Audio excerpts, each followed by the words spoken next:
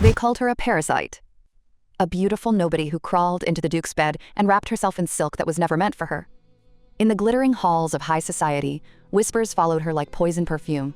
A greedy upstart, a shameless mistress, a woman who sold her dignity for diamonds. Tonight, the noble ladies gathered like vultures, pretending to sip wine while sharpening their tongues. "Has anyone seen Rowana?" One woman sneered, eyeing the jewels on display. Another scoffed, "I'm still waiting for my dress from Hardin's boutique.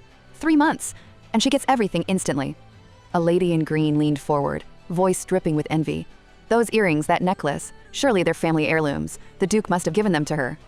The Marchioness laughed bitterly. "All men lose their minds over that girl. It makes me sick. Power and wealth aside, does she have no shame?" A countess snapped her fan shut. "Even if she dresses like an empress, she's still just a mistress, and that's all she'll ever be." Another voice chimed in, cruel and curious. "And where did that slut even come from? No one knows her origins." Then, the butler's voice cut clean through the venom. "Miss Valone, his lordship is waiting for you in the carriage." Silence. The women froze. She had been there the whole time. Rowana stepped forward calmly, her expression unreadable, as if none of their words had touched her at all. She slipped into the carriage without looking back. Inside, Duke Callion studied her face with sharp, knowing eyes. "What is it this time?" he asked coolly. "I fulfilled your request." She apologized softly, assuring him everything was fine, that she hadn't meant to trouble him. And she meant it. She told him how grateful she was, for his time, for the opera, for everything. But when he touched her face, his thumb brushing her cheek, his voice lowered. "Then why were you frowning?" She hesitated. He didn't like hesitation. "Answer me," he commanded. "Do you really believe I'll lower myself before my mistress?" The cruel laughter of the ladies echoed in her memory. Rowana swallowed and blamed her silence on fatigue. That was the wrong answer. "If you understand your fault," the Duke said coldly, "then you'll accept punishment." What followed would never be spoken of in polite society, only hinted at through flushed cheeks, locked doors, and the price she paid for staying by his side. The next morning, flowers arrived. New shoes, expensive gifts, proof that the Duke had enjoyed himself. Her maid chattered excitedly, confessing her jealousy, her impossible dream of attending the opera, of singing on stage one day, and when asked what she once dreamed of becoming. Rowana paused. "A writer," she said quietly, a dream she abandoned the moment she followed love, ambition, and a Duke who would never make her his wife. Because while society mocked her, and while she played the role of the perfect mistress, elsewhere plans were already being made. A foreign bride, a queen's pressure, a mistress who had served her purpose, and soon, Rowana Falone would learn the cruel truth. In the Duke's world, love was temporary, mistresses were replaceable, and power always came first. However, 3 years later, the Duke thinks that the Queen is probably angry because he has no intention of getting rid of his mistress. The housekeeper reports that one of the marriageable girls is also a green-eyed blonde, and the Marquis saw her in person, and that she even looks more like a bride than Miss Falona. Hearing this, the gentleman smiles and tells Gertrude that he has already forgotten what she looked like. Callion doesn't understand why everyone thinks he's in love with someone he only saw once as a child, and admits he can't blame them. He recalls that he met Rowena when he was returning from a funeral. Gertrude asks if he is going to get rid of her and assures him that she is of no use. Callion replies that she belongs to him and wonders why he would part with his beloved pet. The housekeeper says that because of her, he will never find a bride. The Duke coldly remarks that his mother died long ago and asks if she is confused about something. The woman asks for forgiveness, and the gentleman says that he forgives her and tells her to leave, but she adds that, in her opinion, Miss Falona is cheating on him. Hearing this, the gentleman breaks his pen, not expecting to hear such a thing. The next day, the maid asks in surprise what they are doing on Harlem Street, since they were supposedly going out to buy groceries, and where the mistress got men's clothes in her bag. Rowana takes the maid by the hands and asks her to promise not to tell anyone.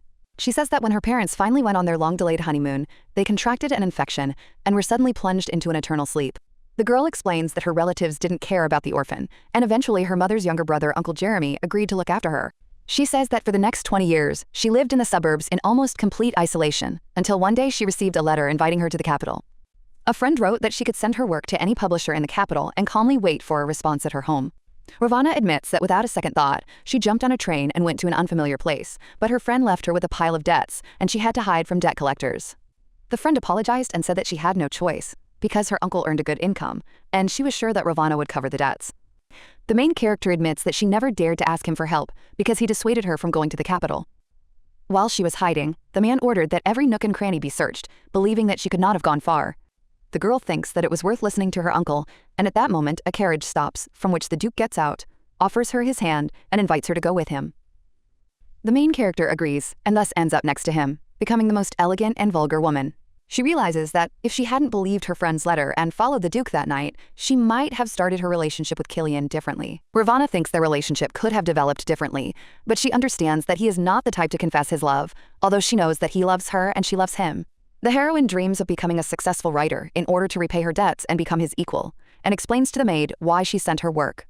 The maid is surprised that she didn't know about this and asks why the mistress would dress up as a man. The lady explains that this is a precaution, as she might not be recognized, and again asks if she will not tell anyone, to which the maid assures that her mouth is shut. The main character dresses up as a man and introduces herself to the president of the publishing company, William, as Philip McCartney. The director suggests getting straight to the point and says that he liked the draft but would like to make a few edits. William notes that he likes the style, but the story seems detached from reality, as the hero only visits limited places like high-end restaurants, hotels, and yachts. He says that it is all described superbly. He can already see how girls are reading the book and dreaming of being there, but he doubts whether the general public will like it. The man suggests adding noisy bars, sunny parks, and a blooming lakeshore to make it easier for the reader to connect with the hero. The main character replies that he has never been to such places. William says that then he has a chance to experience everything for himself and suggests meeting tomorrow at noon in Conwell Park. The director adds that he has another meeting after this, so it's better to leave now, and reminds him not to forget about tomorrow's meeting. When the heroine returns to the carriage, the maid asks how everything went and whether the contract was signed. Ravana replies that she is not sure, and when asked about the conversation, she says that she does not want to go into details and will tell her later. Duke Killian was generous to his mistress and patient enough to overlook minor mistakes. He thought about how he had always spoken to her with respect, despite the difference in their social status. Moreover, he never kept Rowena locked up or forbade her from leaving the castle, but there was one rule. She was supposed to wait for him in the bedroom when he returned home. In the evening, the heroine is met by the housekeeper and says that she is late, adding that the Duke is waiting for her. The young lady remarks that he must have returned early and says that she will tidy herself up first. Madame Gertrude reports that he told her to come to him immediately upon her return. At this time, the Duke is enjoying wine, and when the girl enters, he notices that he has returned early. Killian replies that this happens, invites her to sit next to him, and the heroine notices that he hasn't changed yet, after which she asks why he's drinking alone. The Duke tells how he once had a dog, pours wine in a thin stream, and says that it was a gift from the Queen, a beautiful hound with a black shiny coat. He recalls that she was graceful and intelligent, understood commands, took cheese, and even brought back shot birds before orders. The man says that something happened one day, and when the girl asks, he replies that the dog broke free from its chain and ran away. Rowena asks if she ever came back. He replies yes, but only after she mated with a mongrel, got pregnant, and returned with a rounded belly, as if nothing had happened, rubbing her muzzle against his leg. Killian says he waited until she gave birth, found a mongrel that looked like the puppies, and put them all into eternal sleep before her eyes. Hearing this, the heroine is amazed, and the man adds that the dog then tried to bite him, and he plunged her into eternal sleep, after which he no longer had dogs. The Duke coldly tells the lady that he will show no mercy to the dog that betrayed him. At this moment, the heroine looks at him and realizes that he knows about her morning visit to the publishing company. Killian says that if it had been a momentary indiscretion, he would have turned a blind eye, but her move to Rockford looks like it will have to be postponed. He explains that he will soon be very busy and will not stay here for long, hoping that she will be a good girl until the ball is over. The next morning, the maid wakes her mistress, reminding her that it is already noon and she has a meeting today. Melissa asks if she's meeting someone from the publishing house in the park today, and the girl is surprised that she's already told her about it. Rowena admits that, on second thought, she shouldn't go, as the Duke is already unhappy and she doesn't want to make things more complicated. The maid admits that yesterday she read her manuscript, not the one that was at the publishing house, but another one from the bag, and apologizes. The lady calms Melissa down. She rejoices, touches her hand, and says that although she doesn't understand writing, she sees a rare talent. Melissa says she doesn't want Rowena to miss out on this chance and suggests signing her up today, because who knows. She adds that this may be the only chance, and that going to Rockford for 6 months would be a waste of time. The heroine takes Melissa by the shoulders, agrees with her, and decides to go, considering this issue too important. Melissa asks her not to worry, and offers to take her there and back if she tells her the meeting place. The maid assures that Madame Gertrude will not suspect anything, and the lady smiles and thanks her. The main character quickly dresses up as a man and goes to meet the publisher. At the restaurant, the manager says this is what a typical date looks like, and places a contract on the table. The girl remarks that she thought he didn't like the story, but he replies that he appreciates the mood and style. William says that he accepted his offer and came today, which means they have great potential, and hands over a flower. Rowena asks in surprise why there are flowers, and he replies that they are congratulations on signing the contract. The guy asks with surprise if he gives flowers to everyone. William explains that this is the first contract, and he gives each author a rose. The heroine is embarrassed, says that he embarrassed her, accepts the rose, and thanks him. The director informs that after the printing, they will communicate through Melissa, and that business is finished for today. After a while, the maid asks how the work is going and brings a snack. Rowena smiles and says she's almost finished. Melissa reports that the Duke is not in the capital at the moment and considers this a good sign for working on the manuscript. She adds that she hasn't heard from him for a week, which is strange, since he usually warns in advance. Rowena thinks he's just very busy. In the evening, lying in bed, the girl thinks about the Duke, goes for water, but freezes, hearing a conversation about Killian being at a banquet with the Count's second daughter, Vanessa. She overhears the maids, one of whom says that she won't be surprised if he finally decides to get married. Another remarks that until now the Marchioness of Essex has been in charge, but she's getting on in years, and one wonders what will become of Miss Falone. The maid is sure that she will simply be paid for her care, since no one will give their daughter to a man with a mistress. Another adds that the Queen certainly wants a better match, and that the Duke still loves the bride who fell into eternal sleep 3 years ago. The maid says that she heard this too, and considers such fidelity to first love very romantic. Hearing this, the heroine staggers, and the maids are frightened by the noise. Rowena knocks over an empty bucket, and one of the maids suggests that there is someone in there, perhaps Miss Rowena. The other one doubts it, but decides to check and enters the room. The girl stumbles and doesn't know what to do, afraid of being noticed. The housekeeper comes into the room and asks why everyone is here instead of working, and the girls apologize. Gertrude demands to be quieter, notices the open door and pushes it. She warns that next time it will be their last day and sends everyone to work. The heroine, hiding behind the door, breathes a sigh of relief when the woman leaves. The next day, the maid wishes luck to the mistress, disguised as a man, and jokes about the copy of the first book. Rowena promises to give them some copies. Left alone, she recalls conversations about the Duke's love for his late bride, considering them rumors. She reflects that in 3 years with Killian, she hasn't seen signs of such love. The girl remembers with warmth how he always took care of her. William asks if he has thought about the proposal, and the heroine replies that he has, handing over the manuscripts. The director takes them, remembering Gertrude's words and the money, but admits that the manuscript is much better than expected. He thinks that money decides everything in the world, touches the pages, and says that after editing, the book can be published immediately. The girl rejoices and asks if this is true, and he assures her that he is not joking, opening the window. The director looks out into the street and thinks he knew about the surveillance. At this time, the Duke is invited into the room, and he sees the half-naked illegitimate son of Count Felix. The guy is surprised, and asks to what he owes such an honor. The gentleman quips that he still lives like the scum of Felix, and the young man asks if that surprises him. The girls ask to be called again, and the guy promises to meet soon. The Count asks what he has, and the young man reports illegal alcohol imports in the southern port. Killian says he knew this, because after the Queen's ban, importation is allowed only to a select few. Smuggling was considered a serious crime, with confiscation of property and even eternal sleep. But the risk didn't stop people, because it was a very profitable business. The guy asks what he's going to do, because this doesn't look like secret police work. Killian says that he is going to take everything for himself, and the young man is shocked, considering this a betrayal of the Queen and a huge risk. The Duke replies that he is not interested in gold, but in power, so that no one tells him what to do.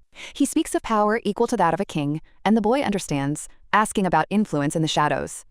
The Duke reminds him that he asked to know something else, and the young man clarifies what he is talking about. The guy says that he heard about the president of the publishing house and saw him meeting with Miss Falone, dressed as a man. He shows a photo of the meeting, saying that the discussion was about the manuscript. The Duke realizes that the puzzle has finally come together. The young man asks where to go, and receives orders to follow Miss Falone, and finds someone following Gertrude. The blonde assistant clarifies the details, and the Duke asks for a quiet and inconspicuous man. The assistant reminds that the Marchioness of Essex is arriving today, and is probably already here. Auntie happily hugs Killian, says that she feels great, and spoke with the Queen. Seeing Falona, the Duke asks if she was slapped. The aunt reminds the lady that the gentleman asked a question. The heroine recalls the words about how his reputation is being ruined because of her, and asks if she knows about it. The woman says that he is young and has needs, and it is easier for her to tolerate Falona than random women. She advises not to forget about precautions, because pregnancy will disgrace him even more. Rovana says he cares about her, and adds that if she gets pregnant, the decisions won't be up to the woman. The Marquise, in a rage, slaps her. The lady says she behaved stupidly in front of Essex, and that's all. The young gentleman is surprised and asks his aunt to explain how he showed disrespect. The Marquise is at a loss, and Gertrude says that everything was misunderstood. The Duke insists that he wants to know the truth, and what exactly he got wrong. Gertrude explains that Rowana accidentally spilled tea on the Marquise's coat. Essex claims she was simply teaching him a lesson for his insolence. Ravana confirms that it was her mistake, and the slap was punishment. She assures him that she is fine and asks him not to be angry, and he tells her to go upstairs. Killian rolls up his sleeves, breaks a cup, and pretends it was an accident, and the Marchioness begs him to stop. He asks if she would like his mother's tea set and offers to catch the cups as a gift for the lesson. The Duke throws cups at the door, they break, and the Marquise, in a panic, calls for help. He coldly says that she didn't catch any and recalls that she liked swords too. The heroine runs up, hugs him from behind and begs him to stop, saying that she is afraid and blames herself. Killian reminds her that he told her to leave, picks her up, and the girl loses consciousness. When she wakes up, she sees herself in bed, with a maid sitting next to her. Melissa is glad that she is awake and offers her some water. Rowana thanks her and asks where they are, and the maid explains that it is another Devonshire estate. The lady wonders how she got there, and Melissa explains that the Duke carried her in his arms at night while she was unconscious. The protagonist asks what happened to the Marquise and Madame Gertrude. At that moment, a maid enters, introduces herself as Bianca, and says she is the estate's manager. Hearing this, the lady thought that if Bianca was the manager, then she belonged to the same circle as Madame Gertrude. Bianca says she'll bring breakfast, and a few minutes later, food arrives on a cart. Rowana is surprised as these are her favorite dishes. The maid is delighted, smiles, and suggests she stay put, explaining that she brought the tray to make eating easier. The girl asks where the Duke is now. The housekeeper replies that he left early this morning to discuss this year's taxes with the king's deputy and promised to return by lunchtime. Bianca adds that if the lady needs anything, she can ring the bell on the table. The protagonist reflects on how she's never been treated like this before, and she doesn't even know how to react. She recalls how the previous maids always whispered and asks him not to speak to her so respectfully. Melissa asks why the mistress is behaving this way, since she believes she deserves it. Bianca agrees, adding that the Duke ordered her to be well taken care of. The housekeeper says that while Miss Falone is here, she wants her to feel at home. The lady thanks her. The housekeeper welcomes his lordship back. He asks if there's any news and is told nothing special has happened. Seeing the girl, the Duke extends his hand to her and asks if she has dined. She replies that she hasn't yet, and he suggests they dine together wherever she chooses. At this point, the main character thinks that she expected to be reproached for yesterday's interference, but since this did not happen, she happily agrees. The gentleman asks her how she likes the new house. Rowana replies that it's beautiful, even better than she expected. Killian asks how she's enjoying Bianca and the maids. She says they're very kind, and reflects on how the Duke always gave her the best. Unlike other aristocrats, he doesn't throw lavish receptions or boast about his wealth, but today he's booked an entire restaurant, and that scares her a little. The Duke says that from now on she will live here during balls. She agrees, then asks what has become of Madame Gertrude and the Marchioness of Essex. The gentleman replies that disciplinary measures have been taken against Madame Gertrude, and the Marquise is going on 6 months, leave to improve her health, and most likely she will not see them again. The main character thinks that she is glad about this, because she expected that he would treat them much more harshly. Killian looks at the girl and wonders who she really is, a pure and generous village girl, or a cunning seductress, and how much truth there is in her and how much is a lie. The Duke asks her if she knows a man named William. She is surprised to hear this, and the man asks why she remains silent. The girl thinks about whether to tell the truth and doubts whether he will believe her, because sometimes he behaves calmly, and then is capable of drastic actions, like that time on vacation. Ravana recalls a man offering to walk her to the mansion and hold an umbrella for her. She agreed and thanked him. Suddenly, the worker left the island, the store closed, and the lady thinks that if she tells the truth, either Melissa will be fired or the publishing house will go bankrupt. The girl says that William is an old friend of hers who came to the city for a few days, and they saw each other only once. The Duke notices that she was dressed as a man. Hearing this, the young lady realizes that he knows about the meeting and explains that they only had lunch together and there is nothing between them. Killian asks if it's true that William is an old acquaintance of hers. In the evening, while taking a bath, the girl thinks that the conversation about William ruined the whole evening, and on the way home, they didn't talk about anything. Rowana thinks he's angry. The maid notices her anxiety and asks if everything is all right. The lady replies that everything is fine, but she seems to have overeaten at dinner. The protagonist muses that Killian may have found out about her plan, but if that were the case, he would have already taken action instead of asking questions. At this moment, the master enters the bathroom, tells the maid to leave, and she quickly disappears. The man touches the girl's face and lifts it slightly. She asks if she did something wrong. The Duke replies that everything is fine, looks at her, lifts her out of the bath and kisses her. After this, the main character asks if he loves her. Hearing no answer, she asks if he loves her even a little. Ravana realizes that she can't help but ask because she begins to doubt his feelings and asks if he is tired of her and will leave her. The Duke says he knows, but the girl thinks he must have misunderstood her behavior in the restaurant. The lady thinks that if she confesses her feelings and tells the truth, everything can change, but the gentleman interrupts and tells her to behave more quietly and modestly, then he will not get tired of her. When the Duke arrives at the appointed place, he tells the man that he repeats the same thing over and over again, and it is beginning to irritate him. The gentleman recalls that he asked who he worked for, and sarcastically asks if it was so difficult to answer, suggesting that he was more stupid than he thought. Killian states that he successfully posed as a subordinate and stole information little by little, so he cannot be called a fool, and asks if this is true. The assistant apologizes and says that the Southerners are smart, and it is surprising that they foresaw his participation. The boy claims that his immersion in eternal sleep will achieve nothing. In response, the gentleman asks who said he was going to do that, waves his gun, and a shot rings out. The man screams in pain and says that his leg hurts. His Majesty mockingly says he's screaming like a slaughtered boar and asks what they should do now. The aide replies that this could be considered a declaration of war. The gentleman says that they received a gift and it would be rude not to reciprocate. The assistant believes that everything can still be resolved through negotiations. The wounded man tells Killian that he can predict his fate, stating that he will be put into eternal sleep in a horrible way and his tramp will be passed around. Hearing this, the gentleman no longer listens, shoots again and offers to finish the sentence. The Duke says he has changed his mind and orders the body to be cut into pieces and thrown into the harbor. Killian knows the old man will throw a fit when he sees this. Having seen what was happening, the man asks not to say that it was he who shot the spy in the head, and asks what Janok's assistant was doing, whether he was just standing and watching. The old man says he knows Janok is just a dog who hasn't been taught anything, but that's no excuse for letting his master get his hands dirty with the red liquid. Mr. Sussex remarks that he seems to have paid him far more than he deserves. Janok was Killian's right-hand man, and Baron Benedict Sussex protected him from childhood and helped the Earl come into society. Unlike Janok, who came from poverty, Benedict was the embodiment of aristocracy. The Baron says that this is precisely why such scumbags cannot be trusted.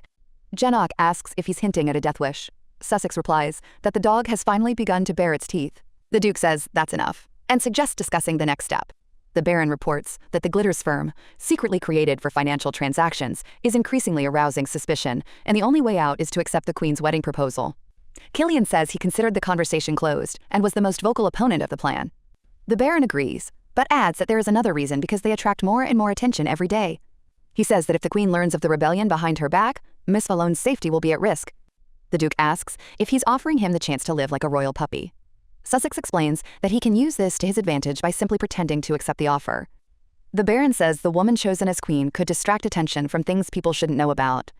The man recalls that he spoke of the desire to strengthen power among the common people, so that no one would dare to order them around, and asks if he has forgotten about this. Killian replies that of course not, and smiles. The Devonshire family was a noble family, with a long history of power and wealth, but it all came to an end when it began to exert too much influence over Esselwood. The last Lord Devonshire was a quiet and timid younger brother who married for convenience the woman chosen by his elder sister, the Queen.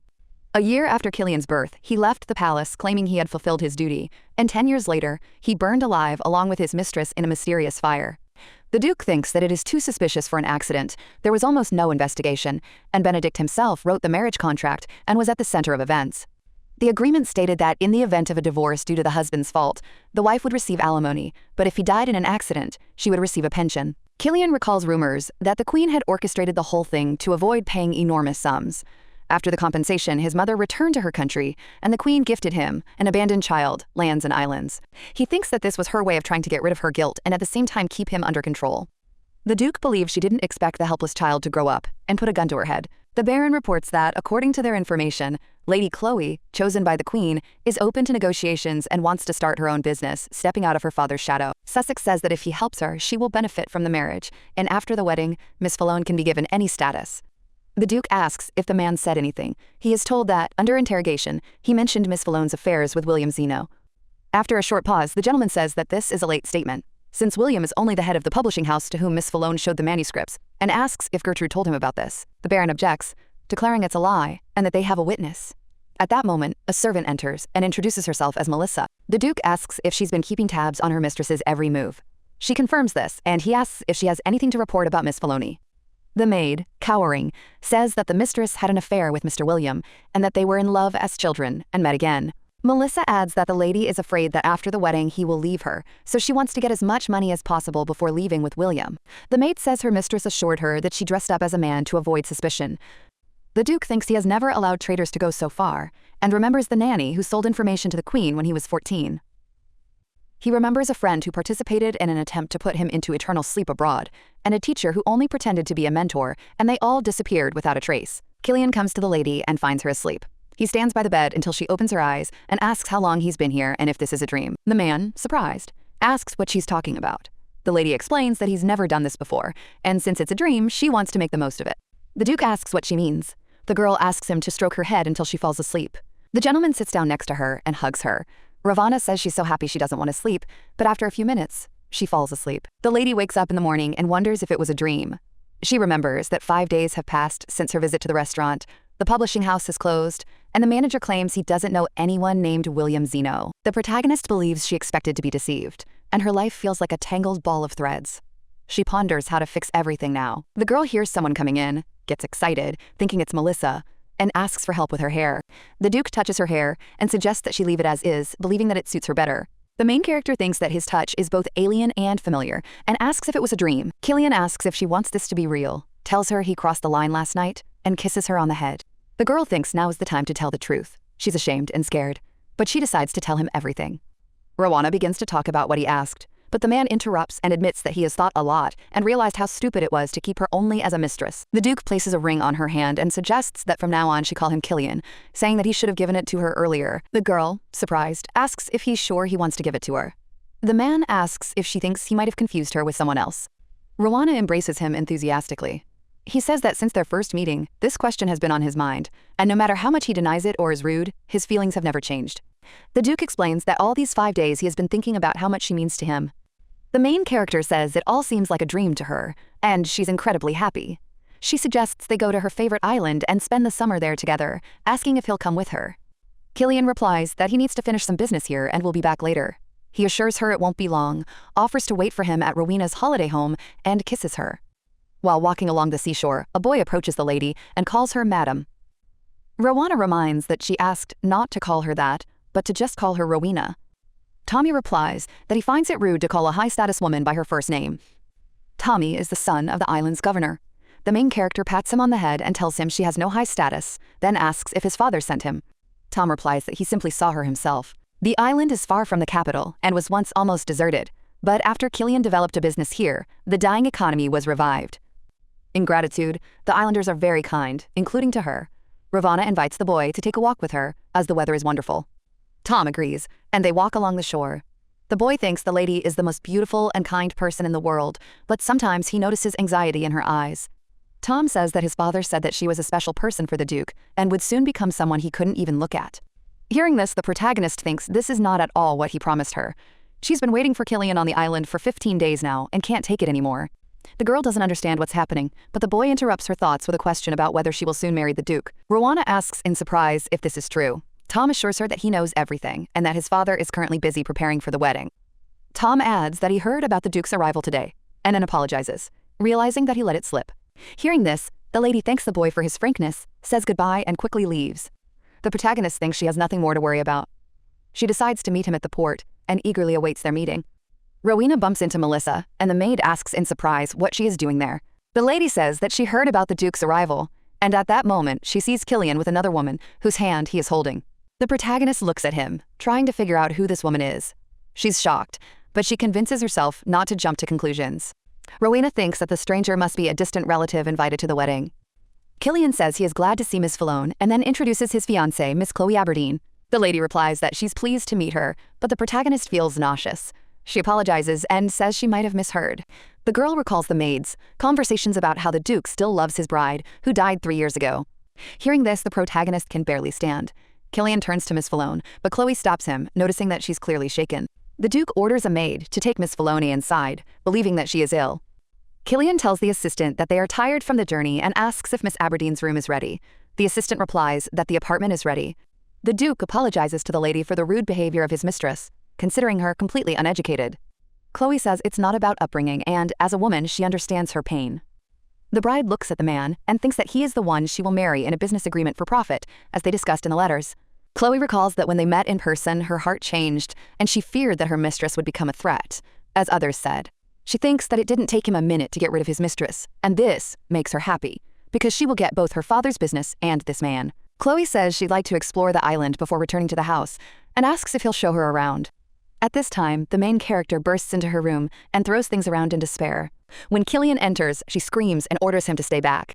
The Duke coldly says that the scene she created earlier was excessive, and reminds her that he provided her with clothes, food, and a roof over her head. The girl screams that she doesn't need any of this, pushes him away, and declares that she is leaving. The young gentleman asks in surprise where exactly and grabs her hand. Rowena demands that he let her go, but he only smiles, considering her a pathetic but wonderful lover. Killian announces that his wedding will take place in 2 weeks. The girl quietly calls him a devil and a monster, considering him cruel and heartless. Rowena asks why he gave her the ring, and why he acted like he was going to marry her if he wanted to leave her alone. The gentleman replies that he never promised anything, and simply gave a gift, as he always did. Hearing this, the protagonist is shocked. He asks why she's surprised, and she replies that he knew how she felt, and that she was always honest because she loved him. Having heard the confession, the Duke throws the girl onto the bed, reminding her of her words of love and offers to prove it. After a few minutes of passionate hugs and kisses, he says to consider it a gesture of goodwill, asks to call if he needs more, and leaves money on the bed. Hearing this, the main character starts laughing. He asks what made her laugh so much. Rowena asks if he's ever loved her. The man is silent at first, then replies that he never did, saying he was just having fun. A woman knocks on the door and calls Rebecca. The lady opens, apologizes, and explains that her son is sleeping. Rose says it's not her problem, reminds her of the rent debt, and yells, asking when the payment will be made, threatening to throw her out into the cold with the child. The lady apologizes and explains that the payment was delayed at work. She says she wanted to pay today, asks them to wait, and hands them the bag. The woman warns that if the payment is delayed even for a day, she will throw her out. The boy asks his mother what happened. She replies that everything is fine, and says that the owner just came in to say something. Rebecca touches her son and apologizes for the noise. He says he's just cold. The lady notices that he has a fever again, and thinks they need to go see Dr. McWood. The main character thinks that on that terrible night, thoughts of plunging into eternal sleep were dispelled by a strange premonition, and remembers that she hasn't had a period for a long time. Rowena realized that fate had made its move, and her premonition had been correct. She was pregnant. Fearing the Duke would take the child, she changed her name and left for a strange city. They gave her an old closet, but it was enough to hide. While pregnant, she took on any job she would never have dared to do before. When the newspapers wrote that Killian Devonshire and Chloe Aberdeen had left for another country, she gave birth to a child who looked remarkably like that sweet and hated man. The doctor says that the boy takes his medication regularly, the disease will soon subside, and his health is improving. The main character thanks the doctor because Damien is often sick. The birth was attended by a slum midwife called in at the last minute, and the boy has been suffering from multiple ailments since the umbilical cord was cut. The boy tells his mother that he was praised for taking his medicine and asks if she will buy him a toy. Ravana promises to buy it as a gift for the holiday, which is coming soon. The main character realizes that money is tight and decides to work more in the evenings and find a part-time job. The lady can't stop blaming herself, believing that her son wouldn't have had to go through this if he had been born in better conditions. The doctor gives the boy some candy, and Damien asks his mother if he can take it. Ravana tells the doctor that he shouldn't have done that because just one examination means a lot to them. The man replies that his nephew is almost the same age as Damien and asks him to accept this. The woman thanks him and asks her son to thank her too. As the lady and her son leave, the doctor recalls rumors that Rebecca's husband died in an accident 5 years ago and that she was rushing around town while pregnant. Macwood thinks he's very worried about her and Damien. Suddenly, the assistant informs him that a man has come to see him, and it seems he should go out, because he is looking for someone. A gentleman enters the office and asks if he is Dr. Philip McWood. 2 men come in with him, grab the doctor, and their boss sits down and says that he will ask only once if he knows a blonde with green eyes, who is about 30 years old. The man names Rowena Falone, and suggests that she may now be using a different name, asking if such a woman has ever come to him. The doctor thinks it might be Rebecca, but answers in the negative. The man says that if the doctor meets her, let her call the hotel and ask him to come to the phone, promising to pay generously. He introduces himself as Xenon Glitters and adds that they know the doctor's name. When Damien sees Aunt Harriet, he hugs her joyfully. The woman asks if he slept well and if he listened to his mother. Rowena apologizes for leaving her son with her again. Harriet assures him that everything is fine, as her children enjoy playing with him. Harriet is the manager of a textile factory and has been supporting her for 5 years. She sends the children out for play. It was Harriet who called the midwife and helped her get a job at the factory, for which the main character is immensely grateful to her. Harriet says she came here pregnant with twins and considers them to be her fateful companions, so there is no need to apologize. The woman offers to help at any time and reminds Rebecca that it's time to go, because she has an evening shift again. Rebecca says she will pick up Damien in the morning and thanks her. Harriet asks her to stop thanking him and asks what she thinks of Dr. McWood, noting that he is clearly interested. Rebecca replies that she's mistaken, because he's young and single, and she's a single mother. Harriet counters, citing the 1-year age difference and the fact that the child needs a father. Harriet claims that Rebecca needs a man like Dr. Macwood. Rebecca says she has to go. Harriet nods, and the girl notices the fallen newspaper and bends down to pick it up. In the newspaper, the main character sees a photograph of the Duke, and the news that Devonshire from Rockford has returned after separating from his wife. According to sources, the reason for the divorce was Chloe Aberdeen's infertility. Harriet notices her pale face and asks what it says. Rebecca replies that it's nothing important and hurries away. Harriet advises her not to overwork herself. Rushing to work, Rowana convinces herself it's none of her business. She recalls Killian's words about him just having fun and believes he's no longer in her life. The main character thinks that if they have to run away, they need to have something valuable to sell and get money. Ravana looks at the ring and remembers that she didn't take the money back then, leaving only it in case of trouble, so that she could sell it and leave. Suddenly, she hears a knock on the door and recognizes the voice of Anna, her friend. Anna says that she came to offer to go to work together, since they have the same shift, and then asks in surprise if she was robbed. The main character replies that she was just looking for something, and says that she is already leaving. Rowana thinks that 5 years have passed already, and if he wanted to find her, he would have done it long ago. The protagonist realizes that after so many years, he won't show up at her door only because he's divorced. She decides there's nothing to fear anymore.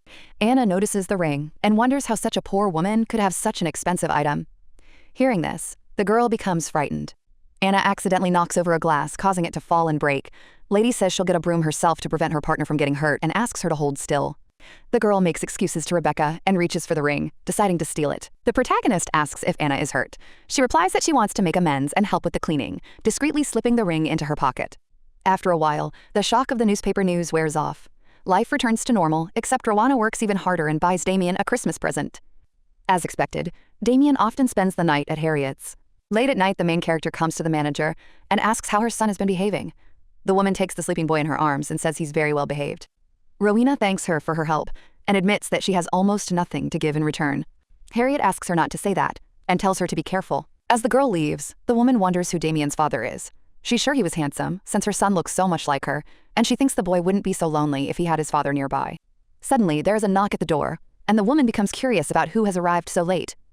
Opening the door, she sees the doctor and asks what brings him here at this hour. Philip apologizes and asks if Rebecca was there. The woman replies that the lady just left. Hearing this, the doctor says he should have come earlier. The woman, surprised, asks what happened. He explains that a man recently came to his clinic looking for Rebecca, but was afraid of being followed and could not warn her right away. The doctor adds that the man called her by her real name, Rowena Filoni. Harriet asks if this is Damien's father. He replies that it's impossible. The man doesn't look like a boy at all, and his name is Zenos Glitters. The woman asks if this is the same Glitters who runs the legal gambling house. The doctor replies that it appears so, and has heard about his business expanding. He says that he is involved in underground activities such as illegal lending and alcohol sales, and that it is better not to get involved with such people. Harriet asks why such a man would want Rebecca. The doctor replies he doesn't know, but asks her to tell her to be careful and promises to visit Damien more often. When the doctor leaves, the woman thinks that everything is confused, and if he is not the boy's father, then perhaps he is a debt collector. The woman decides she needs a gun and opens the door. The lady informs her that Anna has disappeared, took the next month's rent and disappeared, and asks if she knows where she might have gone. Rebecca replies that she doesn't know, since they weren't close. Harriet says she heard that Anna lived with a man and left with him. The police already know, but they will quickly be forgotten. Rebecca says she hopes she's okay. She recalls the doctor, asking her to pass her some candy. Sitting by her son's bed with candies in her hands, the main character thinks that they are for Damien, and remembers how she told the doctor that there was no need for this, but he was always kind to them. Suddenly, she notices a note that says it's Philip McWood, and he knows he caught her off guard. In the note, the doctor briefly warns that she is being followed, and asks her to be careful. At this moment, a man comes to the woman. She asks in surprise if he's Glitters, and says that Rebecca has a debt, and he must have come for her. The gentleman replies that he came with another matter, and wants to make her a lucrative offer. At that moment, the protagonist runs to Harriet. She opens the door and asks in surprise what happened and whether she ran here from home. The girl assures that everything is fine and asks if anyone came with threats or questions about her. The woman says nothing like that happened and asks what happened. Rebecca replies that everything is fine and she just needed to make sure. Harriet remarks that their house is too small and unsafe, full of drunkards and gamblers, and says that she knows of a place nearby at a good price. She adds that the rent will be about the same as now, and if she wants, she can put in a good word. The main character thinks that it is safer with Harriet, and for the same price, there is no better option. The girl thanks him, but refuses, believing that they will soon have to leave for another city. Rebecca asks that if a stranger comes looking for her, they say they don't know anything, and leaves. The woman asks the gentleman if he's sure Rowan will be safe. He answers affirmatively and offers any amount as payment for the care. Harriet says she doesn't need the money, she'll help because he's the one Rowana needs, and all she wants is for her to be happy. Hearing this, the Duke is surprised, says that it is none of her business, and, wishing her good night, leaves. The woman realizes that Killian Devonshire Rockford, known from the newspapers, is Damien's biological father, and does not understand how she did not guess earlier, because the boy is his copy. Glitter realizes that Rowena doesn't want anything to do with him, but a sick child like Damien needs better conditions. The woman sees in his eyes that he is in love, and she wonders if he realizes it himself. The assistant asks his lordship what to do next and whether Miss Falone needs to be found. The Duke replies that there is no need for that and asks if they have found whoever sold the ring on the black market. Janok reports that it was the woman who probably stole it and that she was being followed, asking again if the gentleman would like to meet Miss Falone. The Duke thinks of Harriet and is grateful to her for supporting Rowena in a difficult moment, but nothing more, and remembers her words not to make Rowena unhappy. Killian finds this funny, since the woman didn't even know Rowena's real name, and he asks what's wrong with Chloe Aberdeen. The assistant replies that after the divorce was signed, she disappeared and, according to the agent, went to the village to recuperate. The Duke says it's for her own good. Chloe said that since they were married, they should be faithful. He just laughed, unaware that this was only the beginning, and Chloe turned out to be much more stubborn than she appeared. Killian realized that her new goal was to seduce him, and she was sneaking into his bedroom at every opportunity. He remembered thinking she was doing this for an heir he didn't want, and he felt disgusted, as if he were cursed. The man realized that it wasn't about Chloe. He reacted this way to any woman who tried to seduce him. When her attempts failed, she made no secret of her love affairs, and her last desperate attempt to provoke him also failed. The lady reminded him she was his wife, and asked how he could insult her like that. On their last day together, she was found in a bathtub of cold water with cut wrists. Luckily, she lost only a little red fluid, and the wounds were not life-threatening. The day she woke up, he gave her 2 documents and offered her a choice between treatment in a psychiatric clinic and divorce. The Duke said that if she didn't want a divorce, that was her right, but he couldn't leave things as they were when she was clearly not herself. He added that he would give her time to think and was waiting for a response from her lawyer. Chloe asked if he was as cruel to Rowena. Hearing this name, the Duke thought that he had not remembered it for 5 years and asked what kind of nonsense this was. The woman screamed, demanding that he not deny it, saying that he was calling her in his sleep, and asked if he had hidden Rowena somewhere. Chloe declared that the Duke remained pure for the sake of his mistress. He asked if this was paranoia or madness and left, slamming the door. Killian decided that the accusations did not deserve a response, and before he knew it, he had collapsed. He thought that this curse was squeezing his neck and devouring all his life. The Duke remembered his first meeting with Falone and realized that ever since that name had surfaced, he had been tormented by dizziness and pain. He realized that the memories had come flooding back like a wave breaking through a dam. At the station, Rowena thinks that she is really going to the capital and convinces herself that everything will be fine and she will not be left alone. She realizes that this is a third-class compartment, goes in, and, seeing the gentleman, apologizes, deciding that she got the wrong seat. The girl stumbles. The Duke stands up and catches her, telling her to be careful and asking if she is lost. Rowena explains that she is looking for a third-class compartment and thinks she is simply stunned by how attractive it is. The Duke rings the bell, a servant appears, and the gentleman asks to escort the lady to her compartment. The worker invites them to follow him. The girl turns around and says her name is Rowena Falone. Standing on the platform, the Duke introduces himself as Killian Devonshire. In a restaurant, the main character says that she dreams of one day sitting by the sea having a wonderful dinner with her beloved across from her. The Duke calls it a beautiful dream and asks about her favorite flowers. She replies that it's Edelweiss, which is abundant in her homeland. The girl says that her region is quiet and beautiful, but she has never left it, and this is her first trip to the city, so she is worried. The gentleman replies that she will get used to city life and asks how old she is. The lady says she's 20 and asks his age. He replies that he's 28 and she's surprised, thinking he looks younger. Rowena asks about his favorite fruits and says that she likes raspberries herself. Killian says goodbye, says it was nice talking to him, and leaves. He thinks that Rowena Falone is very attractive, but she is too young and not at all suitable for him. The man considers her a 20-year-old child from a poor family and decides that this should be their first and last meeting. However, even on the road, after returning home, he cannot get her out of his head, and the remnants of conscience quickly disappear. He orders the housekeeper to find a girl with blonde hair and green eyes who recently went to the capital. Upon receiving the answer, he is shocked to learn that she's allegedly a high-class courtesan who uses her appearance as a weapon and is hiding due to debts.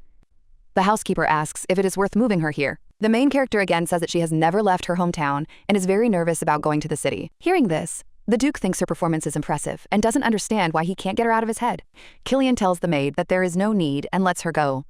Gertrude reports that the woman resembles the late Lady Angela and could be useful, as the queen will likely try to arrange a marriage again. The gentleman thinks he wants to put her into eternal sleep for another deception, but decides to use the situation to avoid trouble. He reflects that one day he will see her in his bed and lose interest, agrees with the idea, and decides that she should suffer a little longer. The assistant asks why he doesn't see Miss Falone again. Janok reports that after a long search they found a trace. She lives in a secluded town with factories, and the suspicious Dr. Philip McWood led them to her. The doctor led them to the house of a woman from a textile factory. She has been renting a dilapidated villa for some time, and the ring was found at a nearby black market. Hearing this, the Duke thought that even if she had been unfaithful, she would still have remained his mistress, and the money he had given her would have saved her from work for a whole decade. At that very moment, a sharp thought struck the gentleman, like a splitting headache, which responded with a heavy pulsation right in the heart. The assistant informed his lordship that they had arrived at the hotel, and the Duke noted with irritation that he had been drowning in useless thoughts. The servant reported to the master that the woman who had pawned the ring had been found, but she was discovered immersed in eternal sleep. Kaguya instantly mounted his horse and rode off. He realized he had only two options, and either way, Rowena was in danger. Meanwhile, the boy asked his mother where she had been. She calmly replied that she needed to talk to Harriet about something. Rowena asked her son to listen and said that they might soon have to go far away. Hearing this, the boy was surprised and asked if this meant he would never see Aunt Harriet and her sons again. Suddenly, the main character heard a knock on the door and told Damien to go to his room, thinking that the hostess had arrived and asked him to come in. Rowena looked out the window and thought, this can't be happening. Even if he divorced his wife, all he had to do was find another woman and marry her. The girl was sure that he had no reason to look for her because he did not love her. At that moment, the door opened and a gentleman entered the room. The lady whispered that this couldn't be happening. Killian said that he understood that he was like a demon or a reaper to her, and added that her life was pathetic. The girl asked in amazement why he was there, and he suggested starting all over again. The main character reminded him that last time he threw money at her and asked if he had forgotten how he dumped her. The man replied that he had thrown it away himself, so it was his job to return it. He then lit a cigarette. She screamed and demanded that he stop smoking. At this time, the boy opened the door slightly and said that it did not look like the owner, after which he asked who was there. The gentleman was surprised to hear the child's voice, and the lady quickly asked him to return to the room. The boy closed the door. Rowena screamed, ordering him to get out, and realized with horror that he had seen Damien's face and noticed the resemblance. Killian chuckled and said he didn't expect her to be honest, but he didn't think she had any baggage now. The Duke remarked that she must have met another man, and the girl asked him not to come closer. The man grabbed her face, said her name, and asked when she became so insolent. The main character replied that he was intruding into her life and could not expect kindness from her. Killian asked if it was about that man, leaned over and kissed her, but she pushed him away, and he just smiled. The gentleman stated that the choice was hers, but she would become his lover again, and asked if she preferred poverty with a child. Rowena asked why he was doing this after all these years, pushed him away, and reminded him that he had already left her once. The Duke replied that he himself would like to know why everything was happening this way. Killian said he was going to leave after paying Harriet, as Rowena only irritated him with her miserable existence. He admitted that the woman who betrayed him and had an affair had now become a mother, but he still couldn't let her go. The Duke declared he didn't need a reason. He was doing it because he wanted to. He gave her until noon tomorrow and added that the child should be here too. After the conversation, the girl collapsed on the floor, and the boy anxiously asked if everything was okay with her and who this person was. She replied that he was an old friend, reminded him of their conversation about moving, and said that he wanted to help them. The woman added that they would live with him because he was very rich, and Damien would get everything he dreamed of. Hearing this, the boy objected, saying that he wanted to be only with her, and asked if the man had made her cry. The main character remembered that once Killian Devonshire was everything to her, and his love meant the whole world. But she realized that it was the child growing inside her that saved her from falling into eternal sleep, and not Killian, because the Duke destroyed her, and Damien brought her back to life. Rowena told her son that even when she was with someone else, she only had him and hugged him. The next day, the women asked her in surprise why she was leaving so suddenly. She apologized and said she couldn't stay, especially after Anna's disappearance. One of the women handed her flowers, saying that they had prepared them as a token of gratitude for her work. Harriet admitted she was sad to be leaving and thanked Rebecca for doing the job everyone else had refused. The girl replied that they had always treated her well and asked how they knew about her departure. The manager admitted that she was the one who told the story and said that they needed to talk, grabbing her hand. The surprised lady asked what was going on and heard the manager tell him where she lived. Rowena asked what she meant, and Harriet said bluntly that the Duke was the biological father. The woman apologized for not being able to fulfill the request, but said that her son needed a better life and that the Duke loved her. Hearing this, the main character shuddered, thinking that Harriet sincerely believed that her actions were correct. She knew that Harriet cared for Damien as if he were her own, and she could not be angry, but she was sure that he did not love her. Rebecca asked her not to apologize, thanked her, and asked her to send the letter to Jeremy Dish. Harriet said that Jeremy Dish was a famous author, and the girl replied that he was her uncle and asked him to tell her how much she missed him. Rowena asked to be allowed to write the address herself, and the woman wished her a life full of happiness. The main character realized that they would no longer let her go as before, and she needed to protect Damien, because if the Duke found out the truth, he would not back down. She imagined her son in an empty, cold castle and decided that she had to escape before that happened, at any cost. The man reported that the woman had been poisoned, and traces of blood showed that she had resisted before being put into an eternal sleep. He added that the main suspect was the man she lived with, as neighbors saw them leaving together. The Duke said that the man would soon also be found immersed in eternal sleep, and suggested informing the judge about the abandoned body. Killian wondered who might have targeted Rowena and decided that Anna had been put into eternal sleep as a warning, though it was not in the Queen's interests. The Duke realized that he had only one possible suspect left in his mind. The assistant reported that Mr. Xenok had already picked up Miss Falone and that they would soon be at the station, and a separate cabin had been ordered for the child. The master approved of this and ordered the boy to be kept out of sight, feeling his head begin to throb again. Mr. Xenok told the girl that a lot of time had passed and said that the carriage was already waiting because His Grace was expecting her. Rowena asked if she could go home to get her luggage first. The man replied that she should leave everything except her clothes, and she thought that, as always, he had decided everything himself. Xenok said that anyone would have understood whose child it was and admitted that he was shocked to see it. The main character anxiously asked where Damien was now and asked to say that everything was okay with him. The man replied that he had decided that His Grace should judge for himself and had said nothing for now. Xenok assured that the young gentleman was safe and everything was prepared for him. The girl said that she wanted to see everything with her own eyes, and he promised that everything would be fine with her son.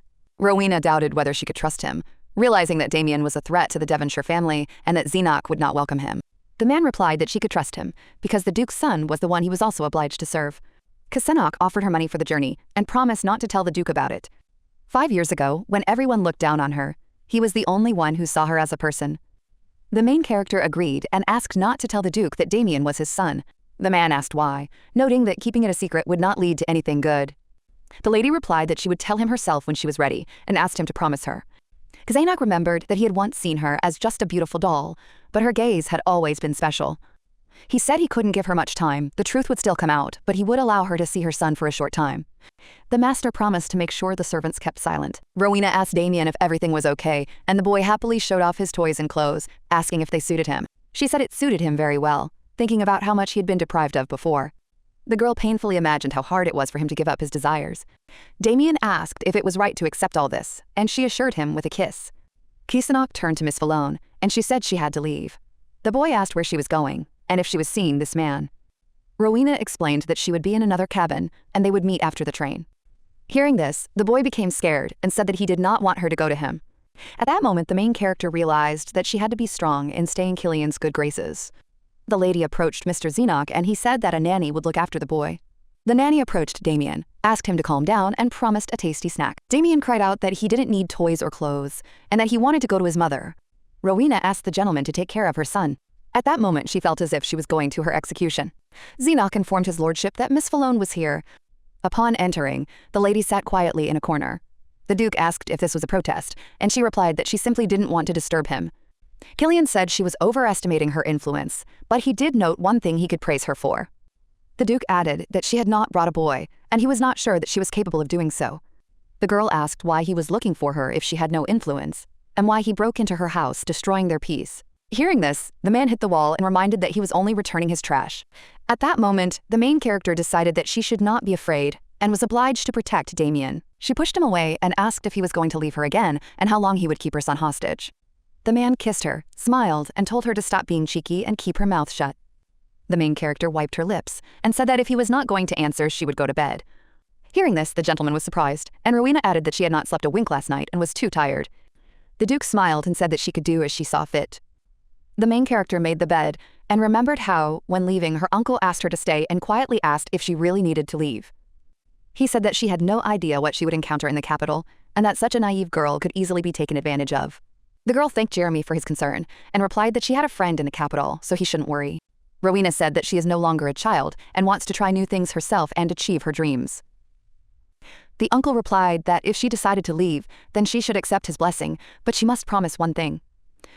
Jeremy said that if she had any difficulties, she could always come back to him, at any time and under any circumstances, because he would always be on her side. The main character remembered how, in the most difficult moments, she never asked for his help. When her friend betrayed her and left her in debt, when Killian abandoned her, and when Damien was born. Rowena knew there were plenty of opportunities to contact him, and she never doubted he would support her. She realized that she simply did not want to show him her defeat, although he was like a father to her, and her pride was to blame for everything. When the lady woke up, she saw the Duke next to her, who whispered that she should not move if she did not want to arouse him. She remembered that 5 years ago, after intimacy, he always left immediately, citing being busy. The lady didn't understand why he was acting like this now, but she decided not to think about it and just go back to sleep. At the Devonshire estate, they were met by the butler, who informed them that Miss Falone's old room had been prepared for her. The Duke ordered a room assigned to her next to his. The butler remarked that it was intended for the Duchess, even though it was currently empty. Hearing this, the main character thought that it would be more difficult for her to see Damien. Rowena said she preferred her old room, but the gentleman frowned and insisted. At this time, the postman brought a letter to the writer and said that he had to deliver it personally. Jeremy decided that the publishers were rushing him with the work and offered to return the letter. The boy replied that this was not possible, but nevertheless handed over the envelope. Zenos informed the lady that the Duke would be leaving at dawn in a few days due to business, and then it would be easier for her to see the young master. Rowena asked if anyone had seen Damien. The man replied that only a few had, including himself and the nanny, and that everyone had been sworn to secrecy. Zenos showed her his son's room, and upon entering, the girl saw that the boy was fast asleep. The man said that the Duke had no children from a previous marriage, and if he recognized Damien, he could become the heir. The girl asked what would happen next, and whether he would grow up in this isolated castle. Zenos replied that every child should know his father, and suggested revealing the truth gradually. He added that when the Duke stopped avoiding Damien, then everything could be told, but Rowena thought that she would run away earlier. The next morning, the maid introduced herself as Joanna Jude, and said she was her new maid. Rowena said hello and asked about Melissa, the brown-eyed, freckled maid who had worked there before. Joanna replied that Melissa had left shortly after her arrival, collected her allowance, and returned to her hometown to work on the farm. The main character said she understood and asked me to say hi to Melissa if she wrote. The maid said she had something to show and opened the door with many boxes. Seeing this, the girl was confused, and Joanna said that all the gifts were for her, and the whole capital knew about her return. The maid listed who sent the shoes, necklace, and coat from a well-known boutique. The main character remembered how 5 years ago, the same people looked at her with contempt, and now they sent her gifts. She thought that even without a title she would become an influential figure, but if the Duke got tired, he would throw her out again. Rowena told me to send the gifts back and not touch anything. Joanna said there was a letter without gifts from Harriet Dickinson. The lady asked to leave it to read later. In the letter, Harriet wrote that the twins missed Damien, as did she, and were worried about Rowena. Harriet mentioned that Rowena was looking for a tutor, and that she was also having trouble finding a teacher for both of them. She wrote that she knew a writer who was looking for work because he earned little. Harriet asked if Rowena would like to hire him to tutor Damien. After reading the letter, the main character thought that it was connected with her uncle's letter, which only she knew about. Rowena realized that in Killian's absence, she would be able to see her son more often, even though his position in the house was uncertain. He was not the Duke's biological child, and spent most of his time locked up. Damien asked if his mother had been to the lake in front of the castle, and asked to go there together. Hearing this, she realized that her son was aware of his lack of freedom, and she felt sorry for him. Mom replied that they would only be able to stay there for a short time. Going outside at dawn, she decided that everything would be fine, and put a hat on her son. Seeing the lake, the lady remembered that she had previously considered it unremarkable, although she had seen much more beautiful ones. Now it seemed to her amazingly beautiful next to her child. The boy was glad that they were alone, and asked if it was true that he was not allowed to swim. His mother confirmed this, and said that soon he would be able to swim wherever he wanted, adding that her uncle Jeremy Dish would be moving in with them. Damien asked if they could leave, and she promised him big lakes and freedom. Rowena decided she should ask Killian for permission to hire her uncle as a tutor for Damien. She thought that no one but her knew him under another name, and everything should go smoothly. Returning to the room, she heard the Duke ask where she had been so late, and replied that she had gone out to get some air. Killian asked why she didn't warn anyone, and the girl apologized, promising not to do it again. Rowena added that they don't need any more worries after the trip. Touching her, he noticed how thin she had become, and felt an emptiness in his chest that had not left him for 5 years. He later realized that she had not taken his money, and he knew that if he had seen her earlier, he might have lost his temper. Now, when they met, he felt not anger but complex, inexplicable emotions. He wondered if he would feel anything if she lived a happy life, but right now she was the one he needed. Killian decided to put the past behind him, admitting that all this time, he had been thinking only about Miss Philo. The lady was surprised, and he said that she could see the child and walk around the castle at certain hours and with security. Rowena asked if he was sure, and the Duke replied that he knew about her visits to her son, and as long as he didn't catch his eye, everything was permissible. Killian said he would set up a trust fund for her tomorrow, and all she had to do was sign the papers. He added that now she can contact him directly or through the maid with any questions. The main character asked why he needed such generosity, and said that she didn't need the fund. The man replied that he was doing it because he needed her, and suggested they go for a boat ride later. Rowena wondered when he had last said that, and remembered that he always kept his promises. She noticed that he had lunch with her every day and asked nothing in return. The lady became curious about what he was thinking and wanted to look into his head. The Duke said that there was a gift waiting for her at home, but she replied that it was more important for her to see Damien more often. Killian claimed that he had given her enough freedom, but she reminded him that meetings with her son were limited. The man objected, saying that the child had nannies and servants. Rowena replied that she was his mother, and the only one who really cared about him. because it was he who helped her survive. She remembered his first cry, his steps, and the moment when he first called her mom. The main character said that he is everything to her and the only source of hope. Hearing this, the man hugged her and asked her to calm down. Rowena felt warmth as she hugged him, but she reminded herself that he couldn't be trusted. She knew he had once ruined her life and decided to use his gentleness to her advantage. The main character asked if he would allow her to see her son more often. Killian suggested returning to the castle, reminding them of the gift. The lady thought that in recent days he had been constantly showering her with jewelry, dresses, and flowers. Suddenly, Melissa opened the door, and the main character realized that she was the gift. The maid said that she had been hired again and would now take care of the mistress together with Joan. Rowena hugged her, asked if she had been forced to come back, and said that she had missed her. Hearing this, Melissa remembered the man's words about having to tell the truth about Rowena's connection with William Zeno. Then Melissa refused to continue, and the butler reminded her how well she had played the role of a faithful servant. She left, convincing herself that everything would be fine with Rowena because she was the Duke's favorite. Melissa repeated this every time she was plagued by guilt until she received a letter from Joan 5 years later. Seeing Rowena now, the maid was amazed at how thin she had become and remembered that she now had a child. Melissa thought that it was all her fault and that she had lied back then. The mistress noticed that the maid had turned pale and asked if everything was all right with her. Melissa realized that Rowena was still kind to her and seemed to know nothing about the events of the past. The maid decided that she had to tell everything and ask for forgiveness. Melissa started to say that she needed to confess, but at that moment, Baron Sussex entered the room and asked how he could help. The gentleman said he had just spoken to a lawyer and wanted to discuss the trust fund with her, but when he noticed Melissa, he was genuinely surprised, and the maid was visibly frightened. Rowena asked the maid what was wrong, as she was literally shaking. Melissa apologized and said she wasn't feeling well. The main character decided that the maid was tired from the long journey and suggested that she rest, promising to talk in the morning. As Melissa left the room, she felt worthless and couldn't understand how she could have ever hoped for forgiveness after all she had done. The maid didn't know what to do next because she could no longer look her mistress in the eyes. Janok ordered the maid to follow him, saying that his lordship wished to see her. Meanwhile, the Baron told the lady that they would act as agreed, and if she had any questions, she could feel free to ask them.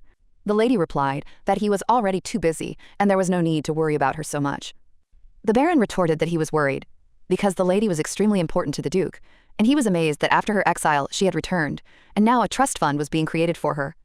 Sussex remarked that they lived in an unpredictable world, and that this was not such a problem, after which he invited her to walk around the hall. He pointed to a portrait of Lady Herreys and said that she was the Duke's great-aunt. The lady remarked that she was beautiful, and the man added that the entire Devonshire family was famous for its beauty, regardless of gender. The Baron related that Lady Herrey had left home at about the same age and married the Duke's great-uncle, a foreigner in the delegation, who had fallen in love with her at first sight. She didn't want this marriage. There were rumors about a lover, and less than a year after the wedding, she fell into eternal sleep. It later turned out that she was pregnant by her lover, lost the child, and the man himself was hastily plunged into eternal sleep. The Baron then showed a portrait of Count William, a distant relative who died in the arms of his secret lover.